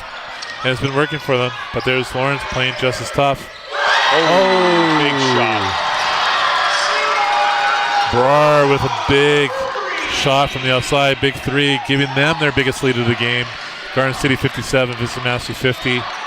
Still lots of time in this quarter, though. We still got over 8 minutes, 8 minutes, 40 seconds to be exact. Go for ball here. See if they can extend that lead. Diatu passes it over to Shetler. Shetler finds Clark cutting into the middle. Clark pulling up. Oh, gun deep though. Trying to, interfere, but just too much body. And Garden City getting to the line again. Yeah. Oh, gun deep trying her 4th foul. Physical play does come with fouls, and because that's her 4th, she'll probably get a little bit of a rest before coming back on again. Clark on the line, trying to extend the Garden City lead. So right now, Garden City's on a bit of a run, Adam. And so what do you think Vincent Massey needs to do here? I think they got to slow it down a little bit and do what they do well. I hear the coach from Garden City telling his team to push the tempo, right, and to get the ball down the floor. I think if you're Vincent Massey, you do what you do well. Get to the middle. Yeah, get that ball coming middle. Like you have somebody like Schikowski who finds a lot of success there. All right, Brar with the ball now, picks it up, and Vincent Massey tipped that out, so it's going to be go for ball. Diatu is coming on the sideline. She has the ball now. Clark with the ball. Clark coming middle. Pass over to Brar. 5 on the shot. Deep 3. Oh, Edwards pulls up for the rebound. She's heading back the other way, and now they're pushing. They're looking to attack. Kick it out to Van de Graaf. Van de Graaf penetrates middle. Kicks it back out to Schikowski. Schikowski over to Mayer. Mayer not quite falling like they did earlier. Gophers rebounding really well. Yeah, they're not giving up their second chances. You're absolutely right, Coach. Brar with the ball. Shetler now. Pulls the deep 3. Whoa!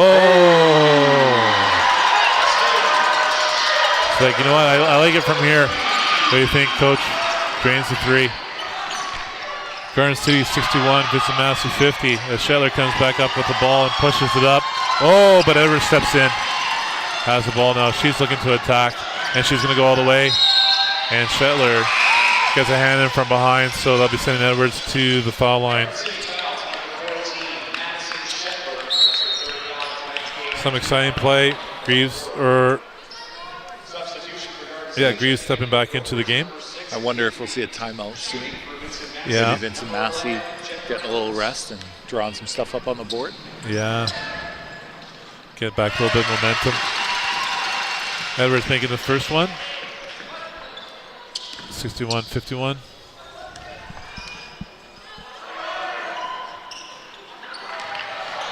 Yeah, Gophers with a bit of a run right now.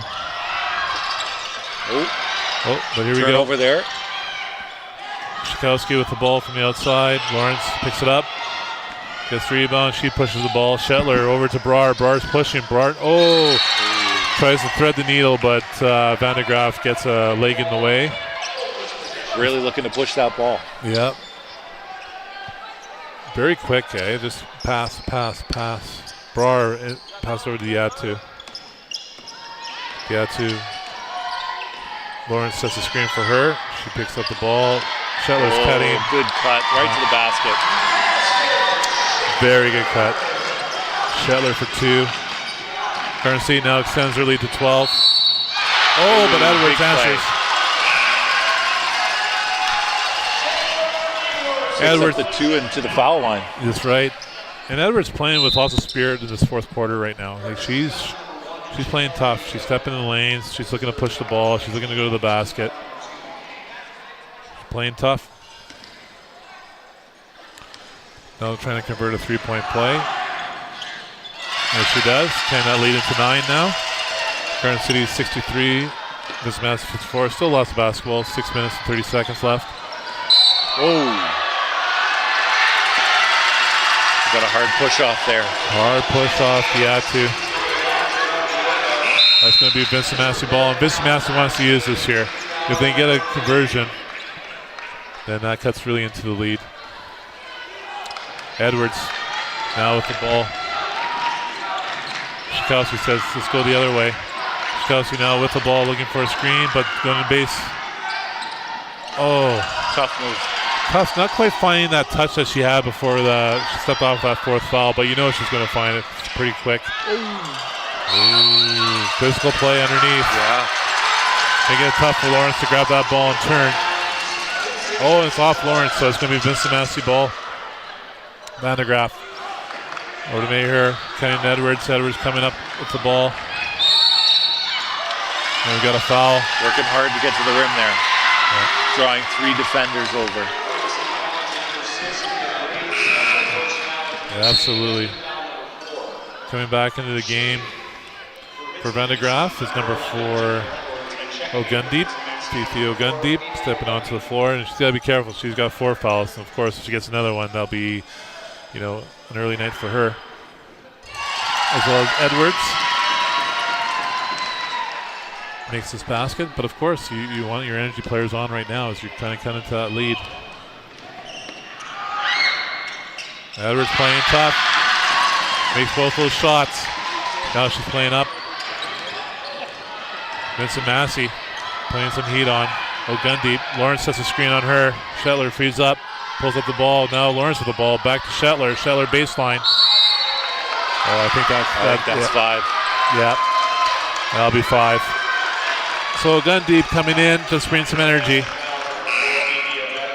But you know what? She didn't shy away from her game. She didn't shy away from being physical, bringing energy. That's what she does. And so good on her for not, you know, stepping the off the gas pedal, so to speak. However, now Shetler is at the line, looking to extend that Garden City lead. Garden City right now 63, Vincent Massey 56. See if she can convert the second shot. Makes the second. Now an 8-point lead. Edwards with the ball coming the other way. Greaves on her. Mayer with the ball. Pass over to Van de Graaf. Van de Graaf looking for Howden, but Brer steps in. She plays tough D, man. Here she goes all the way over there. looking for Lawrence, but Shikowski being physical, coming back the other way. Big blocks down there. Big plays by big players. Coming out to play big time. Here we go. Not quite full though. And here's Brer coming the other way. Playing Shetler. Lawrence inside. Contact underneath. This could be a foul on Mayer.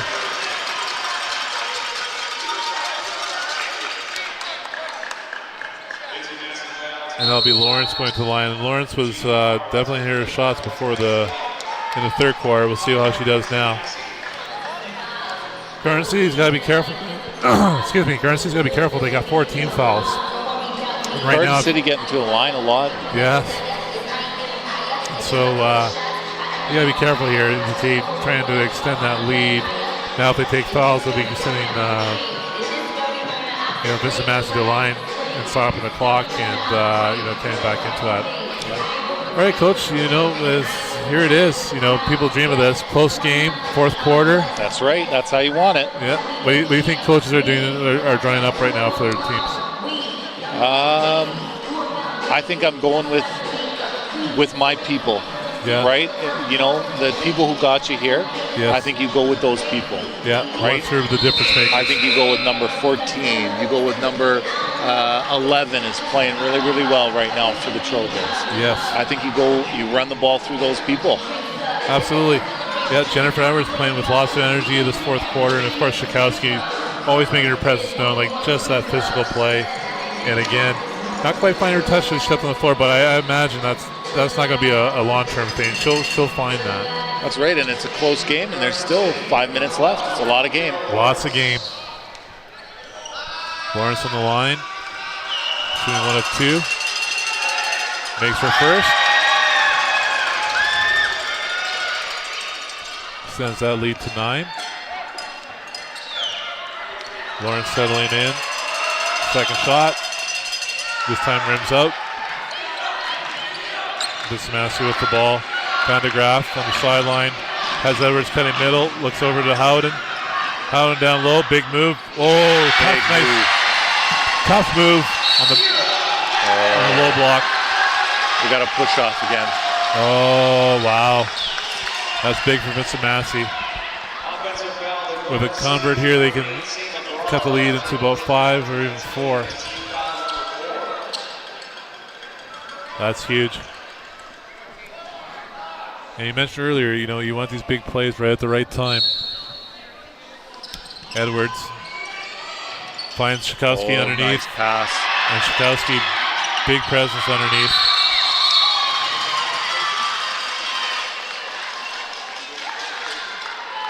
That was a really good pass, I think. That's normally a shot that you make. So. Yep, nothing wrong with that. That's a good option. Nice pass again. Howden's been playing well. Oh, that's a foul, yeah.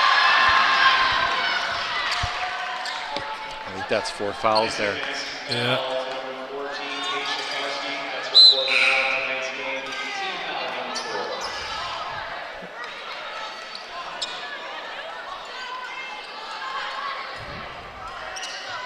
We have Garden City 65, Vincent Massey 58. Vincent Massey now with 14 fouls, so of course one more. They'll be sending the Gophers to the line as well. Double screen here for Diatu. Oh, Van de Graaf making it a little difficult. Shetler swings the ball to Brar. Brar penetrates middle. Oh, Diatu gets the ball with a new shot, but it shouldn't be reset. So we're going to have a whistle down. With the shot clock there, yeah. Yeah, it reset when it was at 7. So they're going to probably the officials will go with about 5 seconds here under the basket. Didn't hit the rim, so it shouldn't have been reset. And so they whistle it down. We got 5 seconds. Go for ball. Shetler stepping back out. Hits the rim. Edwards picks up the rebound, pushing back the other way, and she's pushing over to Howden. Howden had that big move down below earlier. Mayer over here. Van de Graaf stepping out. 3-point land. Oh, hits back of the rim. Yeah, I think we got an injury on the floor there. Oh, we do too, and it's Mayer. And they'll whistle it down once Green gets the ball. Ouch. And it looks like a calf. Looks like maybe a calf cramp.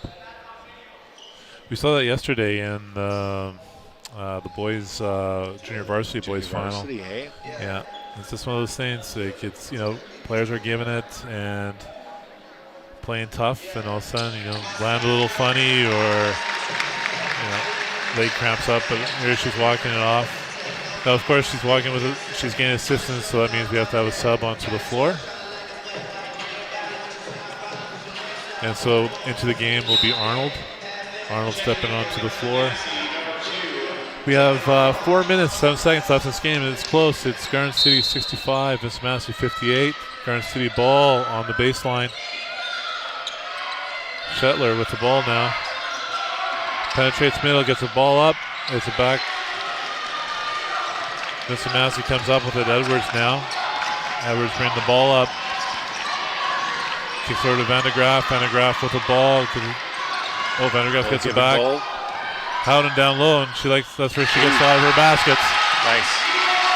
Pulls it within a 5-point game. Garden City 65, Vincent Massey 60, just under 4 minutes. And Garden City ball again. Yeah, Vincent Massey scrapping it out. Getting turnovers here, big times. Edwards with the ball, bring it up over half. Bar on her. Kicks it out to Van de Graaf. Van de Graaf pulls up for the shot, but there's been a touch. Edwards steps in. Right there. Shikowski coming down low. She's getting to the spots where she's found success, but just not falling. Just not falling right now.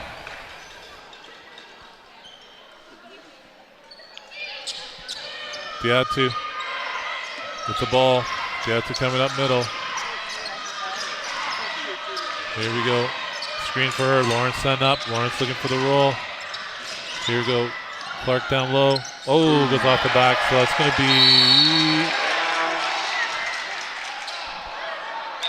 That's interesting. Hit the backboard, hit the official, so now they got to talk about it, whose possession this will be. Probably be Vincent Massey ball. Yeah, it's going to be Vincent Massey ball. Yeah, because...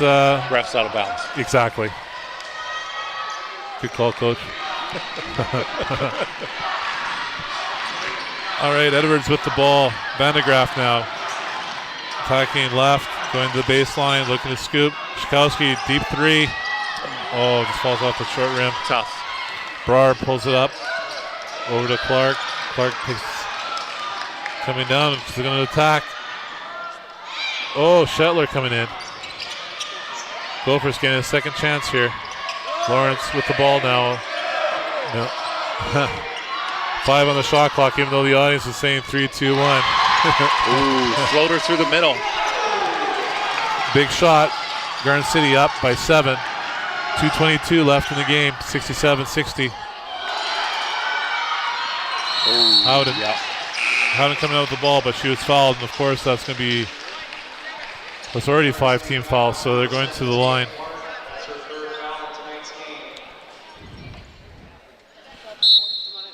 So we have a substitute. We have Mayer coming back in. Arnold stepping out. As well as we have Howden stepping to the line. Kind of to the 7-point lead with just over 2 minutes left in the game.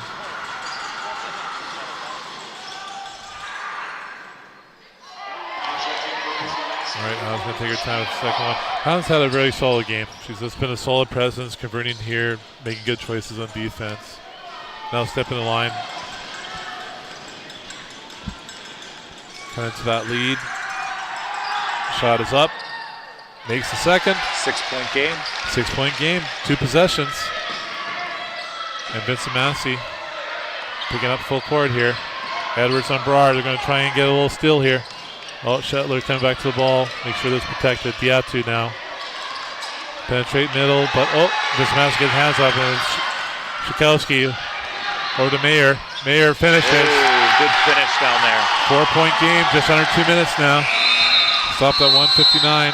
Waiting for the ball to be passed in. It looks like we got a timeout, Gophers. Yeah, good timeout. Vincent Massey is starting to push a little bit. Yep. And create some turnovers. Garden City taking the timeout, calm it down, draw something up, run the play. Exactly. And if Vincent Massey, we get Shikowski going and that big, on the block there and get some finishes, then it's going to be tough for the Gophers. I mean, what are you gonna, if you're the Gophers coach, what would you say right now?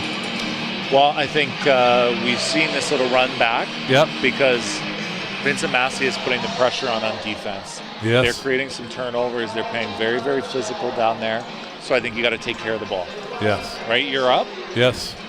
2 minutes left. Yeah. You got to take care of the ball. No turnovers. That's it. Yeah. You don't give Vincent Massey another chance. You got to find, protect that ball, and that means moving your feet, moving to those open spots, cuts, set screens for each other, making sure that, and that's what that's what both teams have been doing for the most part of this game. Is they're finding that. But you're right, Vincent Massey in the stretch here, they're putting on the heat, and they're doing it through shutting down on defense. Again, absolutely. And if I'm Vincent Massey, yeah, I want to create turnovers. That's why we love this game. Close game. Garden City 67, Vincent Massey 63. We're at 1:59. Lots of time left. Close game. This is going to be an exciting finish, everyone. Any foul happens now, that team goes to the line to shoot. Both teams playing well. Both teams playing with lots of energy. Vincent Massey picking up full court here. Oh, looking for the steal, and we caused the foul. Trying to create that turnovers, right? Yeah. And that's going to send Clark to the foul line.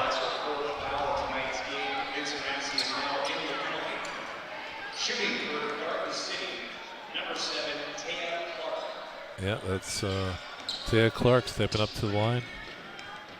Trying to make this lead more than 4 points. Big shot. Big shot. Nice rotation. Nothing but net. Trying to make it a 6-point game here. Oh, off the front rim. Lawrence gets the rebound, though. Oh, there you go. She's tough. All right. But she's had the ball picked up, so now she's looking to pass teammates. Clark with the ball over to Brar. Brar shoots it. There we go. Shikowski comes up with the ball. Edwards I think thrown off a little bit by the crowd there. Yeah, the crowd was counting down with, even though there's an extra 10 seconds on the shot clock, they were counting down to make it sound there's only a couple. Very nice pass from the top down low. Yep. Van de Graaff converting. 3-point game. I think you got to turn the defense on here. Absolutely. Lawrence stepping up for a screen.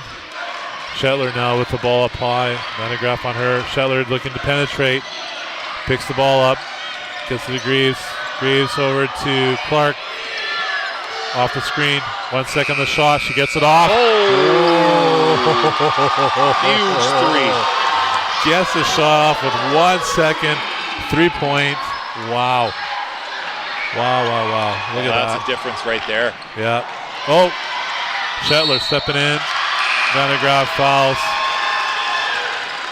We got 6-point game, just under a minute. You got to make these free throws. Yeah, this is huge. Yeah, it goes from 2 possessions to 3 if you make these. Even just 1. Here's Shetler. This is the first. Hoping for the second. Garden City 71, Vincent Massey 65. Shots up, makes the second. Good make. 7-point game. Vincent Massey bringing the ball over. Van de Graaff cuts into Shikowski. Nice. Oh, there it is. Yeah, it's pass tough. cut right to the basket, right through the middle. Yeah, it's tough to defend her when she's coming down. So that's Shikowski on the line. 45 seconds left. Garden City up by 7.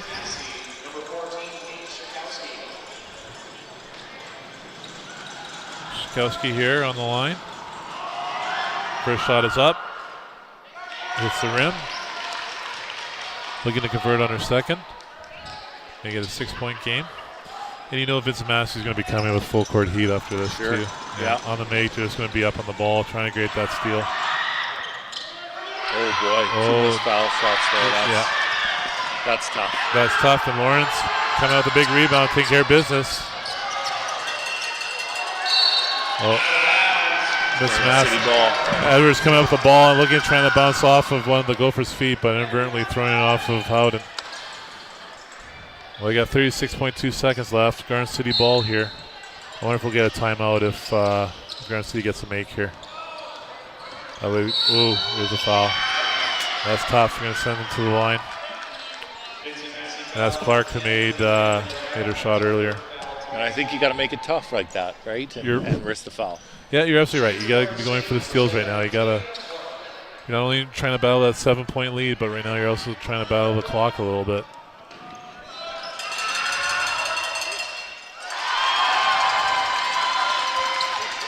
Garden City making some big time foul shots here at the end. Yeah, that's true. That just makes it hard. Garden City coming up with the ball. 30 seconds left. Edwards up front. Van de Graaff over to Mayer. Mayer shoots. And off of Gophers. Looks like off of Clark.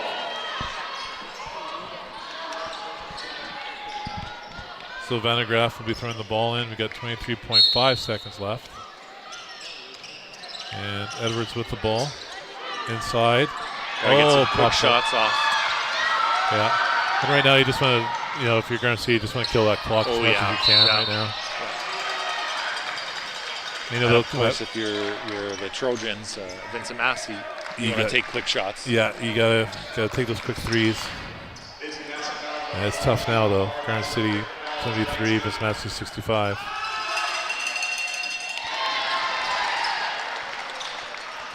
Theato makes her first. And what a great game we were treated to here. Both teams playing tough, playing hard. You see why they were seeded 2 and 3. Theato looking to convert a second shot.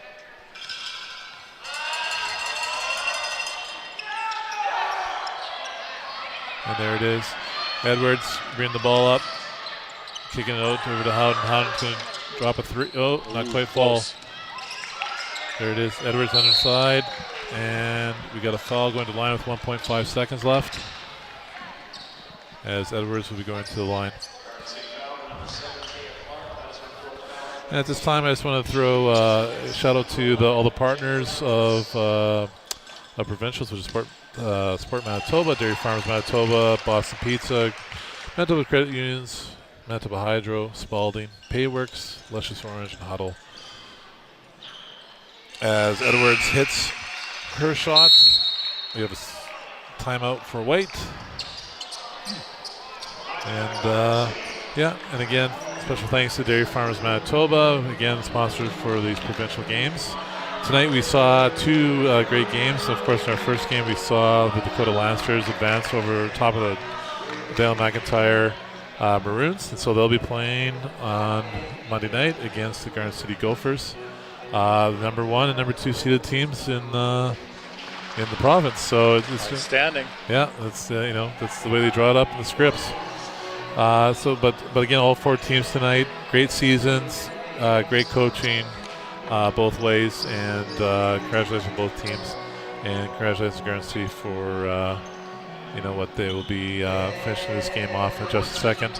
Also, I just wanted to give a big shout out to Riel LRSDTV Center for their ongoing great production values and bringing these games streaming online. Of course, we'll be back tomorrow night with the boys' games, and we're going to be running this clock out here. And there it is, final score: Garden City 74, Vincent Massey 67. And we'll be wrapping this up in just a minute, but I just want to continue that shout out to the ATC and their broadcast media program tonight under the guise of Chris Curry, and of course our wonderful producer here, Lexi, doing a great job over calling the show. And the whole program, the whole thing run over at ATC under the guise of Cam Plaintick, who again just does a great job of teaching students in the Riel School Division. It's a wonderful opportunity to get involved with broadcast. What a great program they put together, and great opportunities for the students to do this. And tonight, four teams and 2 great games. And closing thoughts there, Mr. Dobriansky? No, great games, and thanks for watching. Awesome. Hope you join us tomorrow night, as we're going to have the Final 4 boys games, and it starts off at 6 p.m. We have the St. Paul's Crusaders versus the Vincent Massey Trojans, and then followed by the Oak Park Raiders and Dakota Lancers. Another great night of basketball. Thank you for joining us tonight, and we look forward to more games coming up. And I'm Warren Angel, so I'll be signing off for myself and Adam Dobriansky. Thank you for joining us tonight, everyone, and hope wherever you are, you're staying warm, staying safe, and enjoying good basketball. All right, take care, everybody.